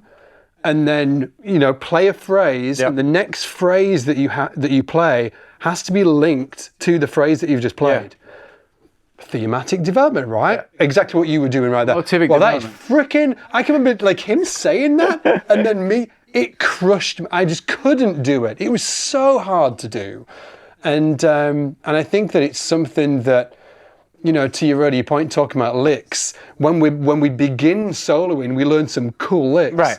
But when you actually get to this point, when you're trying to link up these, that's the chasm that you've got to cross, isn't it? Like, how do you get from there to being able to link up phrases like that? Like, has there been any particular things or exercises or things that you've done to help you cross that chasm from licks to actually like thematic development? I'm not sure. I definitely didn't coin this phrase, but I'm not sure where I heard it. Like restrictive practice.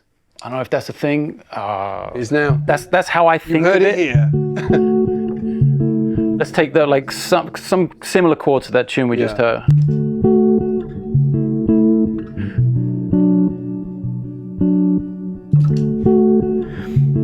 So only allowing myself one very simple rhythm. So so here's our pulse.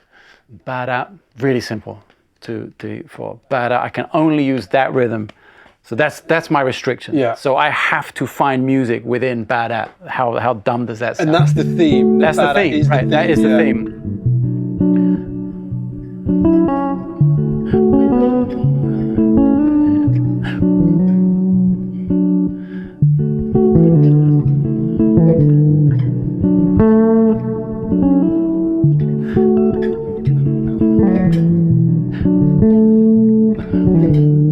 Okay, so there's only so long you can go on like that. Yeah, but yeah. as an exercise, great. Do that for an hour. Yeah. Do it for 5 minutes if you only got 5 minutes. But it's making, for me anyway, it was making little, really like conscious decisions to just do something. And then you have to expand it. Yeah. And when you expand to the next one, stay there for a little while as well. So we started. So there's our new one.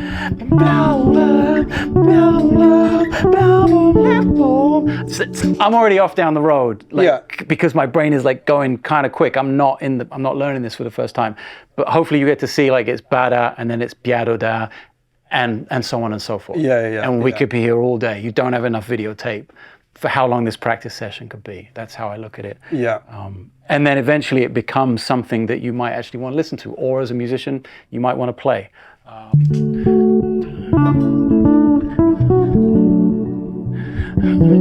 And then of course the phrases get longer. It's building the muscle, isn't it? That's what it's like. That's what you. Sure. When you're sort of like, I can only play bada, right, and you're restricted. That's like building. It's the reps. It's building the muscle to not play. Right.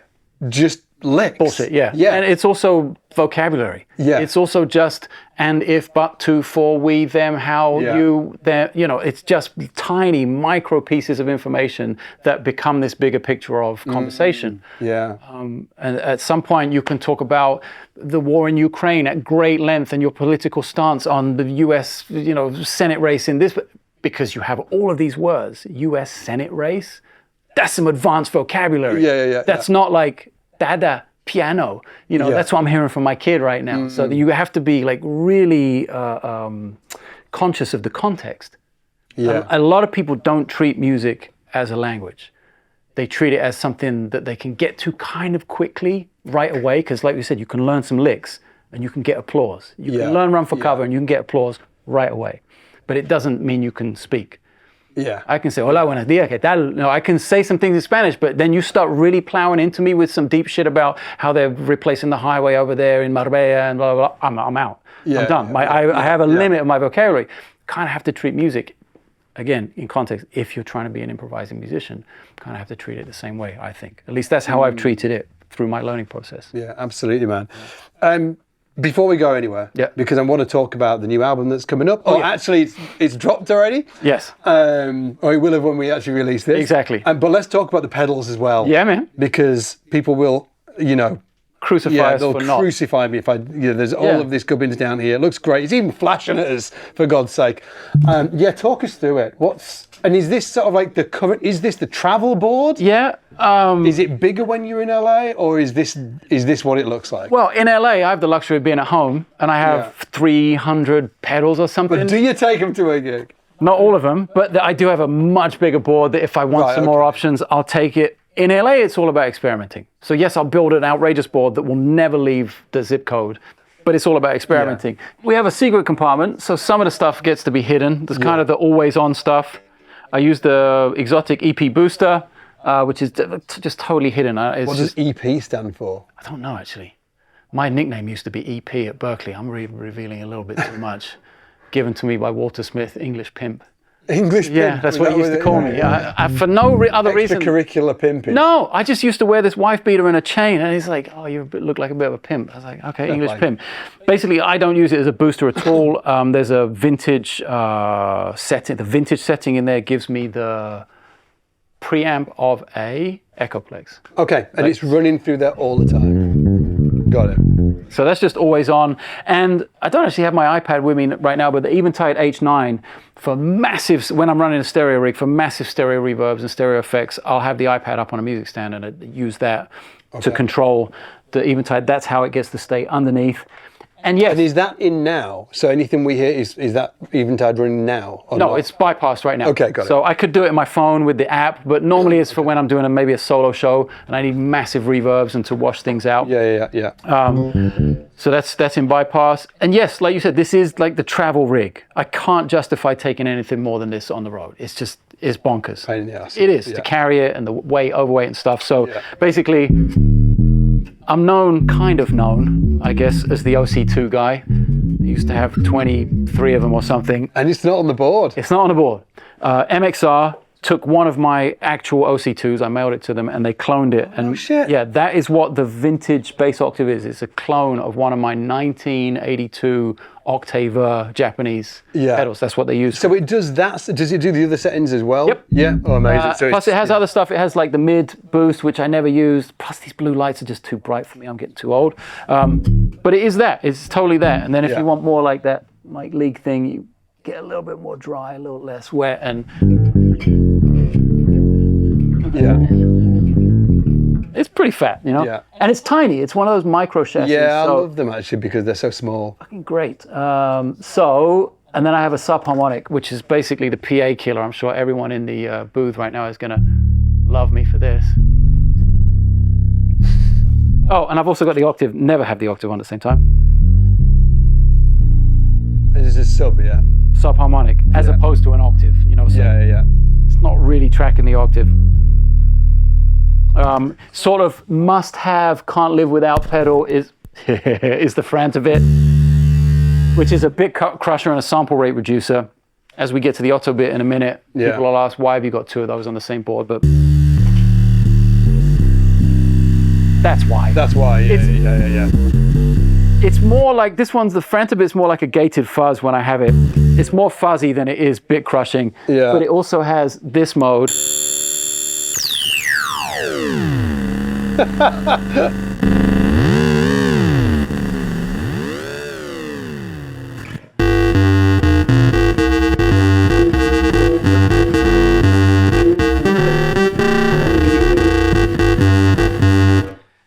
You really can't argue with that. In my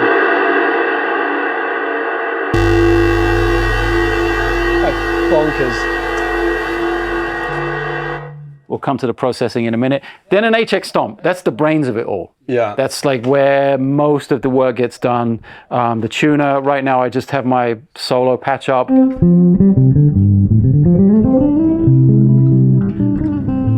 And are you using? I was going to say is that when it comes to soloing, are you getting all of the verbs from that right now? You mentioned the Eventide before. Yeah. Normally it's coming from because this is like the quick and dirty grab and go board. So normally the reverb's coming from here. I have the Dark World by Chase Bliss further down the chain, which is an amazing reverb just on its own, but it's a little more. It takes a little more work. And you arrive somewhere and your pedal board's is completely like unset. Basically. The knobs get moved, so absolutely. At least with the Stomp I have everything preset, and I have a ton of harmonizer stuff in here as well, which is a big part of what I do. The trouble is with the smaller board, I don't have access to so many switches. Okay. So ideally I'd like to have a MIDI controller so I could get a ton more out of the HX Stomp. Nice. But these,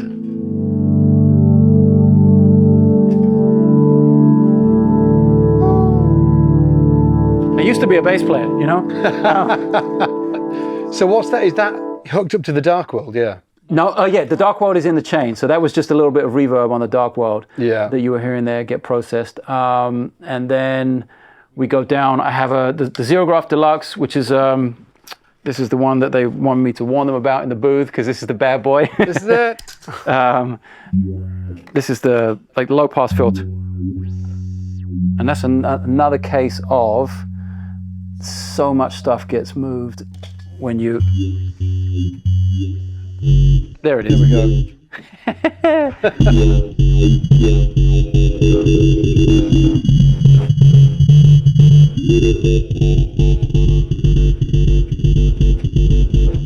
Ugh.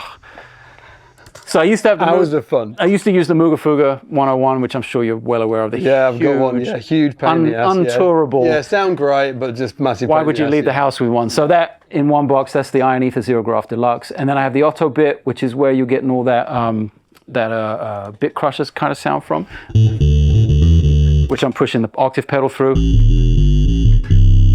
Sounds monster. And then, of course, the thing I mainly got it for was for the stutter, which is yeah.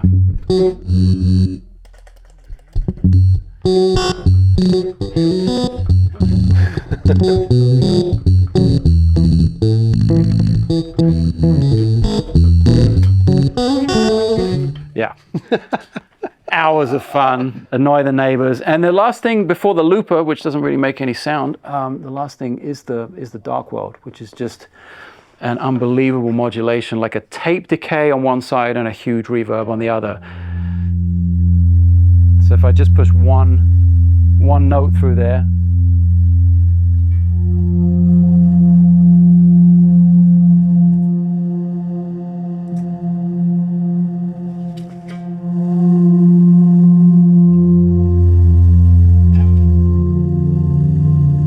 Just some modulation and verb, you know. Yeah. I mean, I do solo shows with it for 90 minutes. Yeah, so you need a lot. I'll add another looper, sometimes two, so I can sample, and then I'll add another couple of things, like a few pieces of junk that I keep with me. Really rare, expensive junk. But the FM by Iron Ether, which is FM synth, beautiful pedal. Yeah. This is from a guy in Norway, makes really weird sound. It's just like weird. I like weird stuff. Yeah. And a guy in Costa Rica. A guy in Costa Rica gave me a delay pedal, which I still have no idea how it works, but it makes the most unbelievable sounds, and I throw it in the bag when I want to get weird. You know, that's about it. When it comes to like, obviously you're using this with your solo shows. Do you use this like let's say you're playing with Bob, right? Like, are you using some of this stuff with Bob? With Bob, yes, because he's the kind of guy who will let me just go loose, you know. But it's definitely not. I think I know what you're getting. It's not like the Sideman board. You know? Yeah. And that, I mean, that can be so simple for a bass player, right? It can be a compressor and an octave pedal. On your Sideman board, let's say you're playing like with Steve Smith or something like that with the Vital Information crew, right? What's going to be? I did take this. Are you going to be taking that? Okay. Because swap out Steve Smith. No, because before I did it with just the stomp.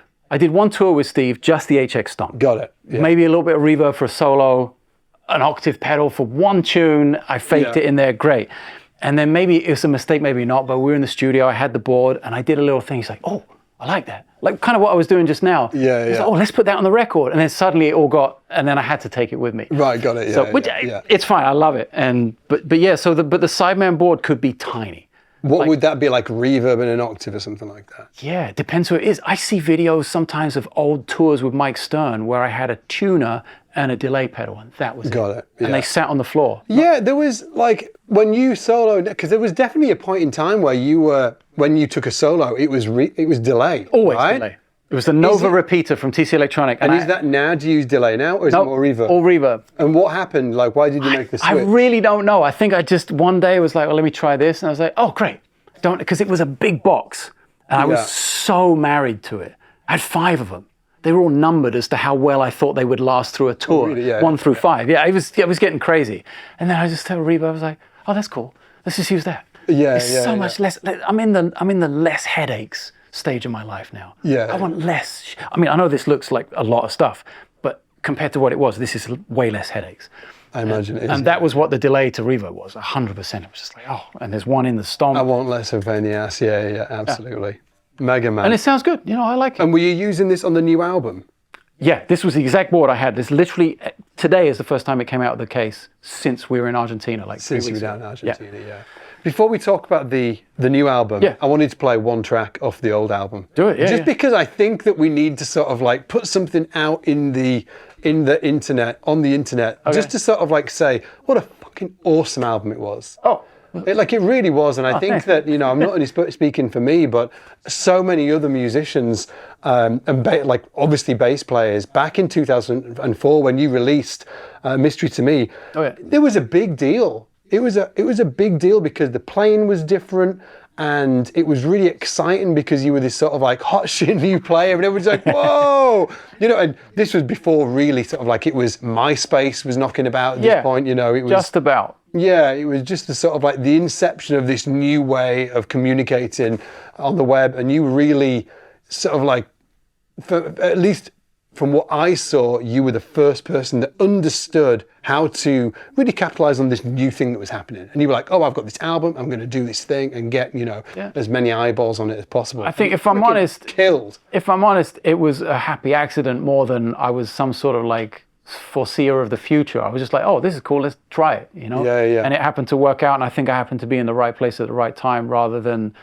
doing... And maybe the right personality as well. Yeah, it could be. When Could people be. say I think it's always right place, right time, right person. Yeah, right. Yeah, I'd agree with that. Yeah. For sure. Yeah. And right skill set, obviously. All of them things. Got to be able to play, I guess. Yeah, exactly. But before let's listen to the track, and then let's just sort of like you tell us the story, because I think that it's interesting, your approach to recording this record. And we've had a previous conversation about it, how it's sort of like, other people like kind of modeled this. I'm not saying that they were like, let's do this, but I think it was really interesting. I know what you're talking about. Yeah.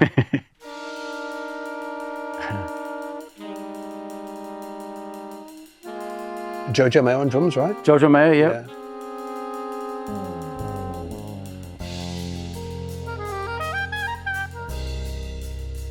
EBS Octaver. Is that what it was? Yeah. EBS Octaver, yeah. Yes, yeah. Couldn't afford an OC2 back then.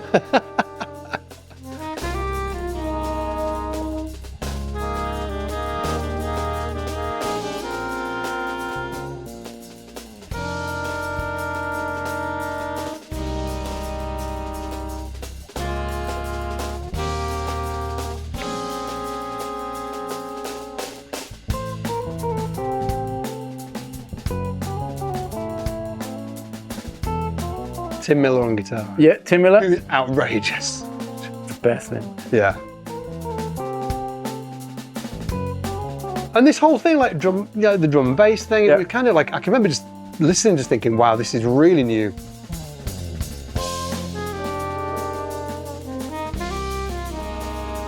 Yeah.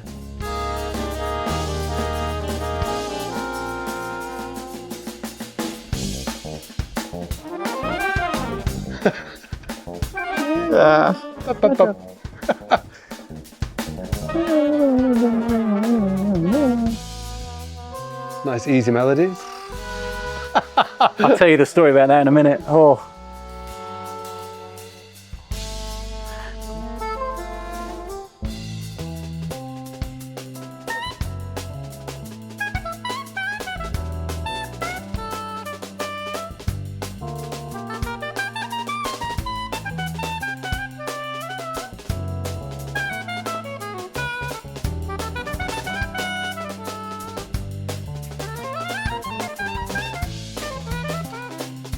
Freaking love it, man. Thanks, man. Yeah, loved it. And it was recorded live. Yeah. In the studio. In the studio. Yeah. Tell the story about it. Manhattan Center Studios. It's where the Hammerstein Ballroom is on 34th Street in New York. And the idea originally was to do a gig and record it live. And I was speaking to them, and they were like, man, it's a lot of gear to bring out. And if you really want it to sound like this, we've got to rent a truck. And it was like old school. It's 20-something years ago. Yeah. Or 20 years ago now. And so we're like, let's do it live in the studio. Had maybe 90 people in the control room, like packed the control room. It's a format like you alluded to, you might recognize. Yeah, it was like Snarky Puppy, sort of like really, like what they did, for me at least, was they added video into the mix. Well, yeah, if I look back, that was my big boo-boo, was not having a video camera rolling. Did it even exist though? Like, I mean, video cameras did. It was just they did, either you had the money. Expensive. Yeah, either you had the money to make a record or you had the money to make a music video. Yeah. But that was it. We're talking 2004. I didn't even have a personal, did I? Oh, I had a personal camcorder then. Which was an absolute piece of shit. Amazing at the time, but you would never have wanted to put that out into the world. Yeah. That clip of me playing on the wall came from that camcorder. That camera. Yes. Yeah. DV tapes, terrible. So yeah, the budget just would never have been there, and the way we would have thought about it would have been not unlike this. Yeah. Multiple people, multiple cameras. There would have been none of this like run and gun. One dude with a Sony A5 or something on a DJI. Yeah. None of that. So so we did it live, and we did the whole album as you hear it in that sequence live in one take, no retakes and no overdubs, no fixes. So when we were listening earlier on, I was like, oh, I was hearing like bass lines that weren't quite right. And we just let it go. And you mentioned Gretchen Parlato was on this. That was the only thing we did pre-production, was record the choir. And then she sang the lead part live on the session. Got it, okay. So we actually had a track to play to on 2 songs. Yeah. And that was it. And you mentioned that melody, whatever it was. Elliot Mason, who is hands down the most ridiculous trombone player perhaps to ever have lived, definitely still alive. And he called me the night before the session. He's like, Janek, every time I try and play this, I feel a little bit sick in my throat. He's English, you know, I'm not putting on an accent for an accent. He's English. He said, I feel a little bit sick in my throat. I was like, oh, see you tomorrow then. He's like, yeah, no problem. And they nailed it. Like literally you are hearing no repairs. Yeah. Nothing. We added, John Ellis orchestrated some things. There was some bass clarinet that we added afterwards to beef up the horns, but no fixes. Yeah. And it's a monster band as well, wasn't it? It was like Jojo May on drums. Yeah. I think that like Mark Turner on it. Mark Turner, Elliot Mason, Gretchen Parlato, Greg Wamere on harmonica. Who am I missing here? I'm missing someone. Elliot Mason also played all the keyboards live on the record. Yeah. Had the keyboard in the room. And of course, we're all in. The only thing that was in a booth were the drums. Everyone else was in the same room. And you're 24? 25, I think. 24. In 2004, I would have been 25 when we cut that record. 25. Yeah. And were you shitting your pants? No. Just because of like the band, it's like you're recording it all, you know, you're in the studio. It has to go right. It's an amazing high thing. Stakes. And I look back on that, the only thing I was anxious about was I couldn't afford to pay everyone the money I wanted to pay them. That's the other thing you ask about, like about going to Berklee and being confronted with all these people who are obviously so much better than me. I just wanted it so badly. There was nothing that was going to stop me. Like I'd found the thing, I'd found the escape pod for my life. And it was happening by going to Berklee. Yeah. I had pulled the fucking ejector button and I was gone. And that was it. So there was no turning back. And I don't want to make out like I'm from some, you know, like war-torn country. People who had it way worse than me. I'm just talking mentally and what I was going through at the time. That was my release chord. Yeah. And I was not going back. There was no fucking way. So when it comes it had to work. Yeah, yeah. And I never thought about it having to work. I thought about it is working. Yeah. I was in the middle of it and it is work. This is what I do now. There was no question of, oh wow, that's Jojo Mayer and that's this person. This is what I do. And not in an arrogant way, I don't think. Like, I think that's why I'm still great friends with all those people, is it wasn't like this. As a sort of like mid-20s, let's say 25, right? You're calling Mark Turner, who was like, God at the time. God at the Saxophone god of New York, Right? Jojo Mayer, again, like, drum god. Yeah. Had you been introduced them beforehand, or were you just like, I'm just going to get them on the album? So, maybe I've never told this story before publicly. Mike Brecker was meant to be the tenor player on the record. No shit. That's right when he got sick. So I basically had all this music written, and then I tore it all up and threw it in the trash and rewrote the record once I decided that Mark was going to be the guy. And Mark was the only guy on the record that I didn't know. He's the only guy that I hadn't played with a bunch before. We met a little bit before, but it was basically going in cold. He was like the only guy who really wasn't a great friend. I knew pretty much everyone else really, really well. Yeah. And by that time, I'd been playing with Jojo a lot.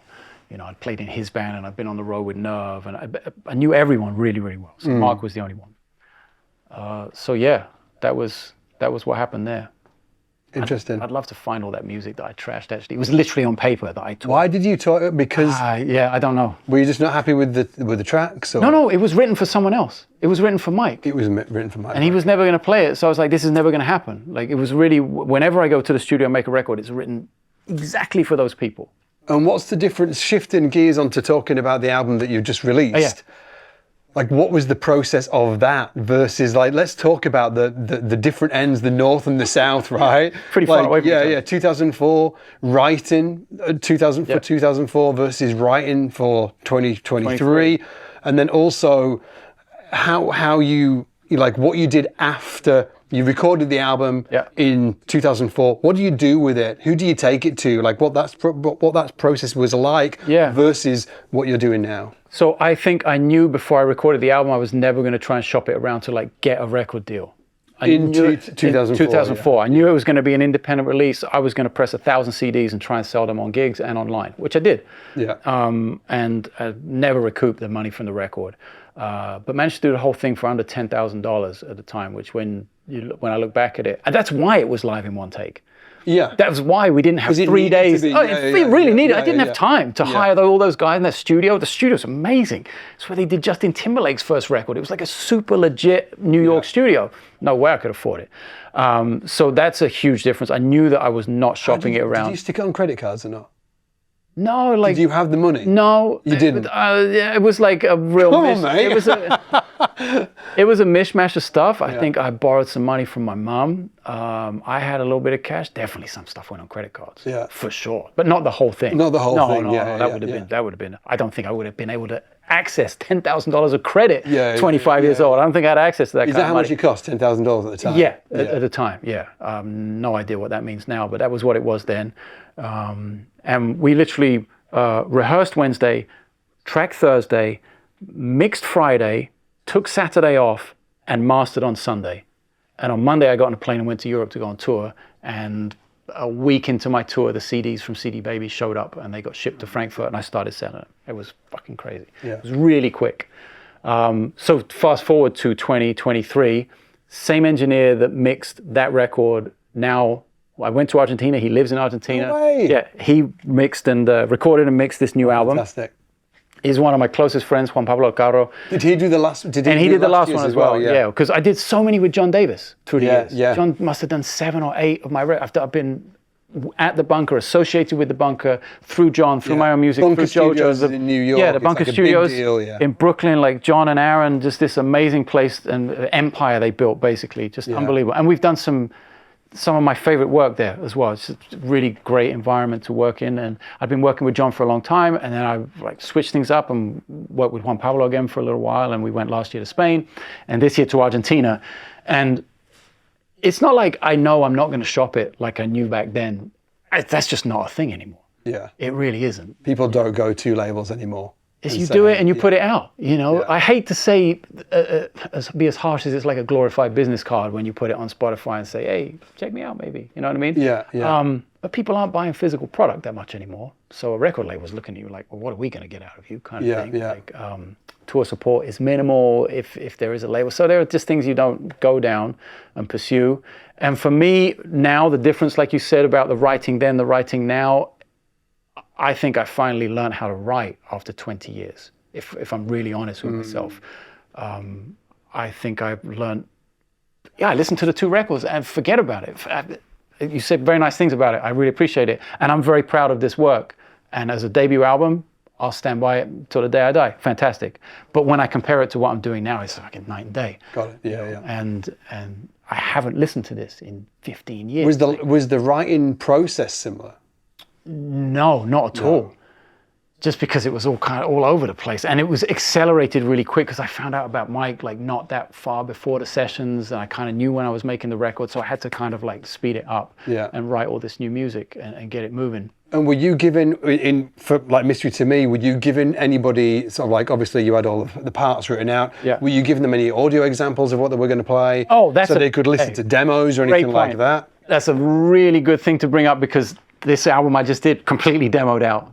Record was basically finished before we went to the studio back then. Yeah. Nothing. So nothing then. They didn't really know what it was going to sound like. Crappy version of Logic on a cracked whatever, you know, with some plugins on an old MacBook that was like this thick, old black Pismo with a 2 megabyte hard drive. No. Yeah. We rehearsed. I mean, we did it old school. We went to the studio and we made arrangements. We're like, well, we have this melody and these chords and let's see if they work together. And we rehearsed and we made something out of it very quickly.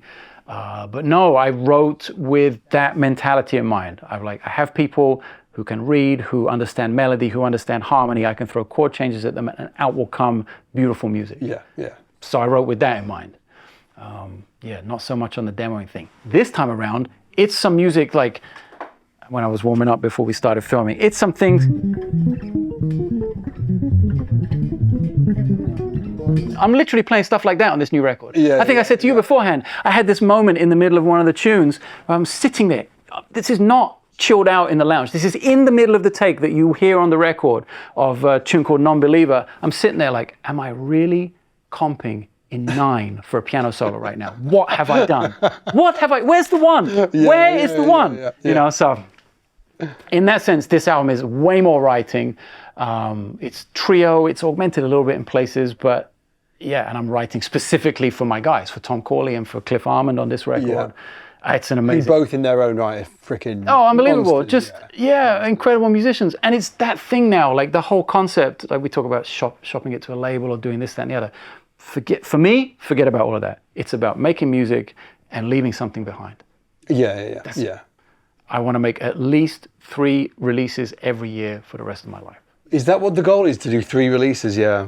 One, as big as the one that you've just done. So one will be a big project. One of them will be a big project every year. The other will be something I put out. You got Spotify up there? Yeah. I put up, you'll probably see it's one of the latest things. I actually put it out recently, but it says it's in 2021 because I did record it in 2021.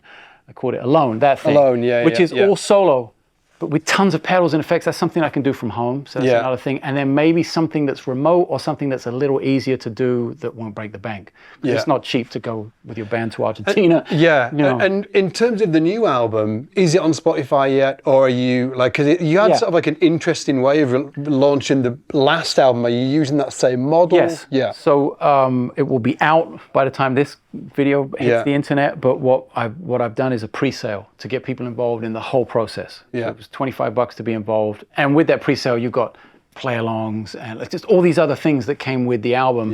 And that sort of also gave me a feedback about where the true fans are. How many people, what is my number? Do I have 500 fans? Do I have 100 fans? Do I have 5,000 fans? Like, and where are they?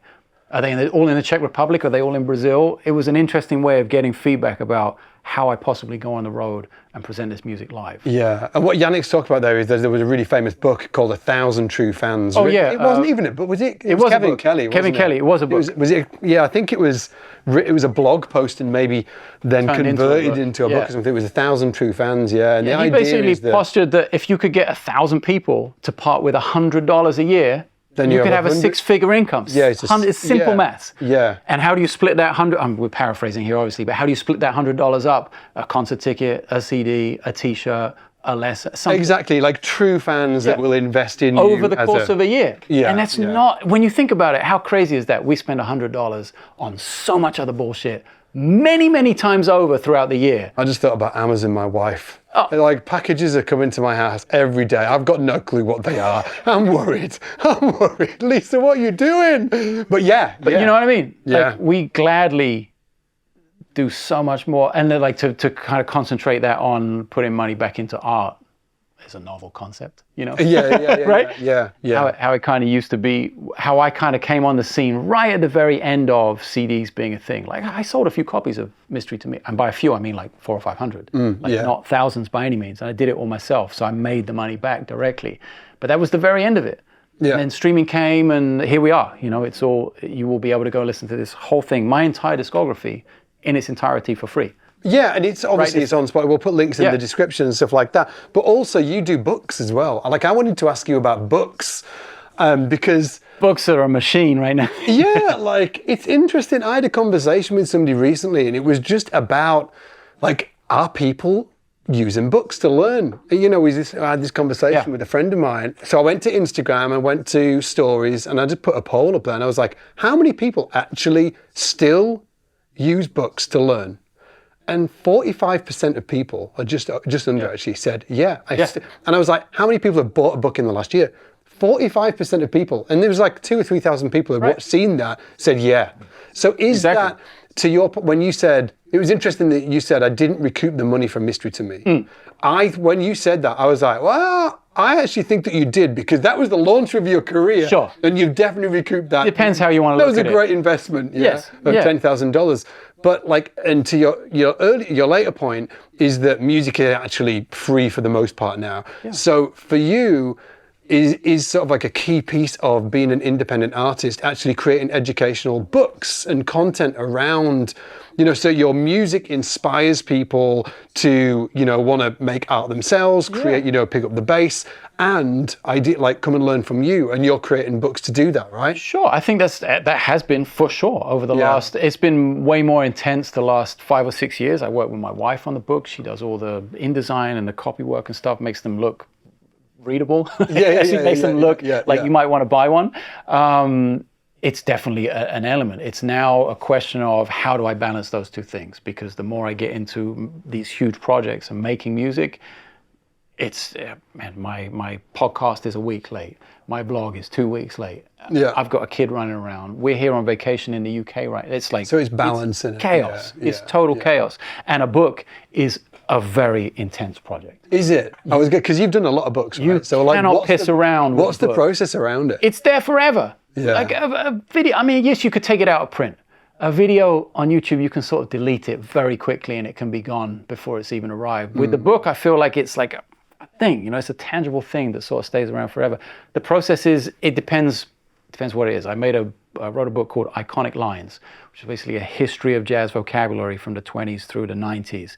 That was super labor intensive because I had to go and pick out, not only can you not use copywritten material, I couldn't go and transcribe Kind of Blue by Miles Davis and say, hey, this is a great solo, you should check it out. Because I'd be sued by the Miles Davis estate. Yeah. So I had to go find live bootlegs of all of these artists. And some of them like actually change a note here and there from a recorded album in the style of Dexter Gordon or something. Yeah. That was super labor intensive. I would say that was 8 months of every day. Seriously, yeah. Wow. There are 120 examples in there from the 20s, from Louis Armstrong and King Oliver all the way to like Rick Margitzer and Wynton Marsalis and everything in between, Grant Green and George Benson. It's insane. So those are labor intensive. My latest one is a book all about giant steps. Yeah. That's something I happen to know quite a lot about. It was sort of less labor intensive. Readily available, but still the one thing we try and do is this arc, because people watching right now is like, well, giant steps, I'm not even a jazz musician. Fuck that, you know, like, not so fast. I want you to be able to pick up any one of my books and be able to go, oh, I can page 1 to 4, page 1 through 6. I'm good. I can do something here. Like, I don't want it to be all elitist and like, oh, you have to know these chords. No, I want you're a Yes fan or a Rush fan. Yeah, get the Giant Steps book. You know? This is not me. I'm being silly. But that's our concept behind the arc. You want it to be accessible. Yeah, you get down the back end, I guarantee you're going to be having trouble. I think I love it. Like, I'm loving the idea of books. Honestly, it's something that I've been thinking about recently, because I think that like in that there's a huge comeback of vinyl. Yeah. I think that there's true value in creating books because they're a very sort of like pointed experience. So like they're focused on this thing, you know, there's no noise, there's no sidebar. You're watching this on YouTube over there, there's probably sort of like some cat's ass or something that, you know, that's like 30 seconds long and you want maybe it's not a cat's ass, but you get my point. Yeah. It's everything screaming for your attention. Whereas like a book, it's quiet, it's beautiful, I think. And I'm surprised the amount of people who still buy a physical copy of the book, because obviously I sell a lot more of them as digital, as ebooks through my own website. As a download, you get it immediately, and it comes with play-alongs and all that kind of stuff. But I'm amazed at people that actually go get the physical book. I'm all into the physical, man. Yeah, me too. I love it because I think it's a different experience. The drag that Jeff Bezos takes 40% off the top. Is it 40%? 40%, 40 big ones. Yeah. I mean, I'm glad I don't have to go to the post office or print books or do any of that. Yeah. Still hurts a little bit. But it's a thing, isn't it? Yeah. Buy digital. Buy digital. You know, there are two lanes, you know. Yeah. Could you sell them physical on your website, maybe? If I wanted to go to the post office every week. I really don't. I don't know what the post office is like in England anymore, but in the US, it is a disaster. It's worse in the US. I've experienced it. And it's really expensive as well, actually. Yeah, it's really, really expensive. So yeah, but it is, like you were saying, it is a viable lane of income that does help support the other thing. It's just, I'm trying to separate the two, if I'm honest. Yeah, got it. Because I don't want one to cloud the other and take away from the important work you have to do either one. You know what I mean? It's just a time thing, a balance thing. Well, I think it's great, man. I think that for anybody watching, I think it's really inspirational watching somebody like you who has, you know, crafted a career and has explored different ways of being a creative artist and have always been like really transparent about how you're doing it. And I think that I think it was part of what you did. The essence of that was there when you released that album, you know, Mystery to Me. And then I think that has all been all the way throughout your career. You've had this sort of like transparency about how you're working as an independent artist and helping other people do the same thing, because I think it's hard. And I think it takes people like you, and hopefully more people like you, kind of like telling the story about yourself and saying, hey, this is like how I'm doing it. And I think that's an important word, is the story. It's really important. Like podcasts and interviews and like all that. I thrive on that. Outside of music, that's what I live from. Comedians and like just people telling stories. And that's what, as musicians, people who are touring musicians that are listening and watching will know that it's the moments of telling stories in the dressing room that are the pinnacle of the fun. Yeah, of course you play music and it's amazing, but you do so much other shit besides play music when you're on tour. And it's that hang, that community, that storytelling, which is important. So yeah, I appreciate the you bringing that word up specifically. And I try to tell the story. I mean, shit, why keep hold of the information? It's not private, you know. Well, exactly. But I think that it does take, I don't think enough people are talking about it. Put it that way. I think that for whatever reason, I'm not sure, and I think it's, but so I do think it is really valuable that you do talk about it and you are transparent about it, because I think that other people need that to help them on their journeys. It's also worth pointing out that I'm not Lewis Cole, or I'm not one of these younger guys as well. So when I tell the story, it's from a very different perspective, and that might not be applicable to people who are, it might be interesting, but also like, you might not always want to try and do it exactly the way I did it, just because, like, be aware that I'm coming from a really different place. I always try to say that, like, I don't know what the way to do it is now. If I did, I'd be on the road all the time, you know, like. So there are definitely things you can learn from my story, and other things you'd be like, well, okay, I see what you're doing wrong there. Well, yeah, like you will as well, right? We look back at our past and we're like, oh shit, I shouldn't have done that. Exactly. I should have done this other thing instead, you know. But I think it's part of it, and I think that it builds up sort of like hats off to you for doing a freaking great job of it. Now, I'm not letting you get off free either, because obviously we've got the string change challenge. Come on. You know, we've been talking all this Henrik bullshit. Linder. Nobody cares about this. Henrik Linder, like, you're going down, my friend. Which camera? This camera? Exactly. So we've had Henrik Linder did this, Guy Pratt's done this, and the idea is we're going to see how fast Janek can change a set of strings whilst hitting up with trivia questions. I forgot that. Yeah, that's the most important part, mate. Oh dear. And we're going to see how he does. So we'll see you in 1 second. Ladies and gentlemen, please stay seated as we prepare for the String Change Challenge. Okay, so this is officially the SBL String Change Challenge. You've only got 2 people that have gone before you. Guy Pratt, who was pitiful. Sorry, Guy. So it was like an embarrassment to bass players, but you know. His words, not mine. Yeah. And Henrik was, you know, we looked earlier, 5 minutes 30. 34 something? 5 minutes 34. Unplayable. Unplayable. And 4 strings. And 4 strings. And Janek's here. He's got 5 strings. He reckons we actually offered him a 4 string, and he kind of sort of like sneered and laughed at us at the same time. He's like, get out. I can do it on a 5 string. So 5 minutes 34, that's the number to beat. He's doing it on a 5 string, and I legitimately need to change my strings as well, so this is perfect. Exactly. And if you haven't watched this before, he's got trivia questions. In the midst of all of this, he has to answer these trivia questions. Shout out to Mr. Ian Allison, who organised these last night. So hopefully I'll do a decent job of reading these. And are you ready? Let's do it. I'm going to get the timer. Let's not screw this up. Ready, steady, go. Okay, first question. What luthier made the first custom B2C 6-string bass? Gonna go Ken Smith. Incorrect. Great, next. The answer was Carl Thompson for Anthony Jackson. But you were almost correct, because Ken Smith made the first wide neck 6-string bass. It was the second one. Okay, second question. Side note, can you see that he's not screwing up? This is so serious. Very serious.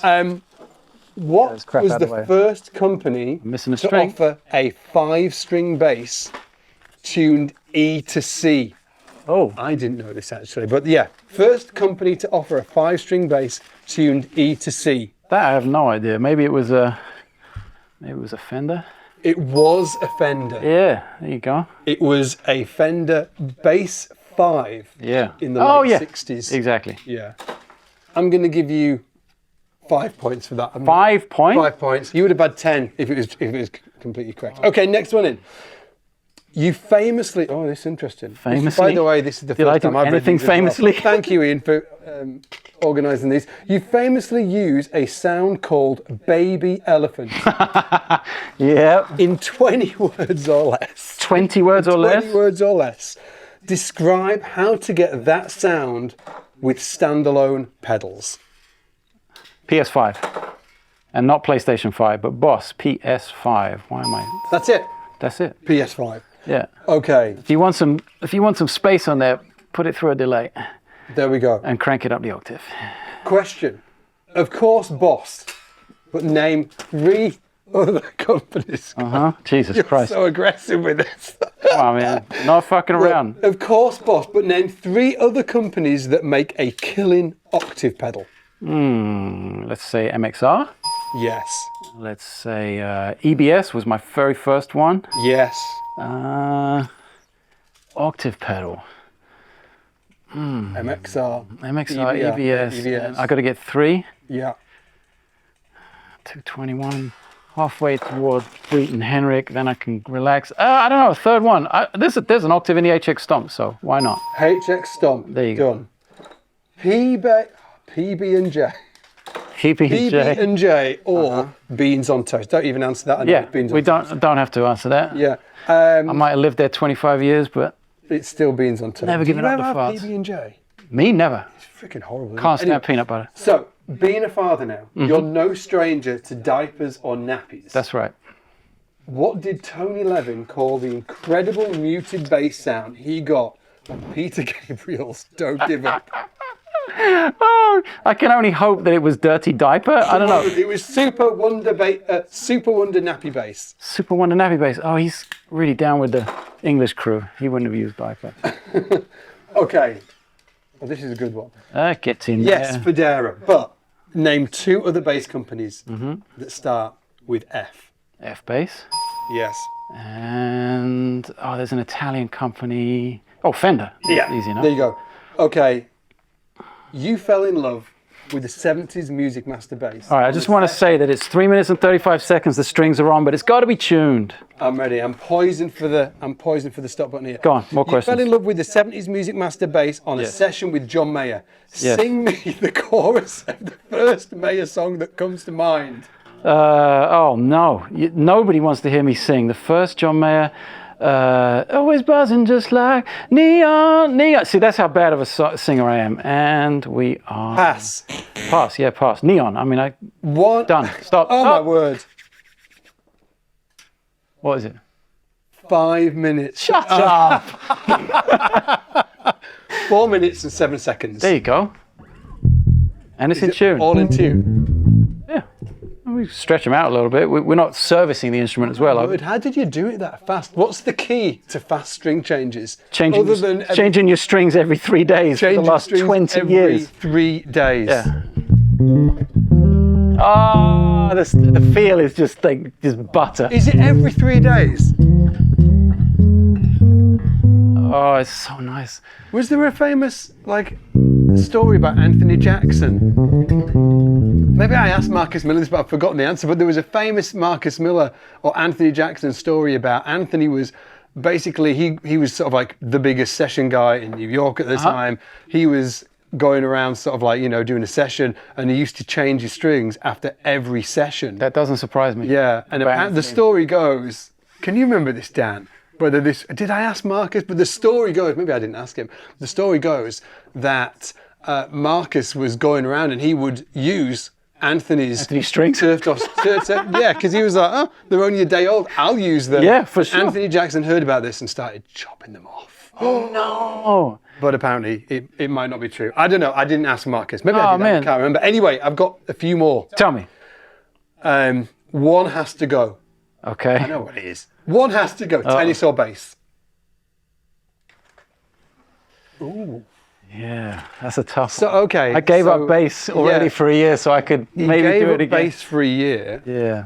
I don't know. That's a tough one, man. Sort of like right in the middle of your career, being like as a bass player. You know, you were right in the middle of the midst of it all, right? You gave up bass to go on tour with the Bryan Brothers. That's right. And what were you doing with them? And Bryan Brothers are the greatest doubles tennis team of all time. Yeah.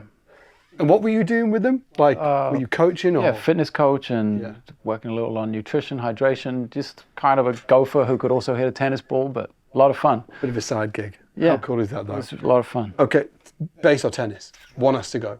Yeah, I got to make a living. It's got to be tennis. Got to go. Damn. Okay, last one. Line 6 calls. And they want 3 ideas to make the HX Stomp better for bass players. Ooh. What are those 3 things? Ooh. Open answer here. So, or open question. Open question. 3 things better for bass players. Got to have more DSP. It's got to have more processing power. Yeah. You know, it's amazing. I love it. It's the brains of my pedalboard.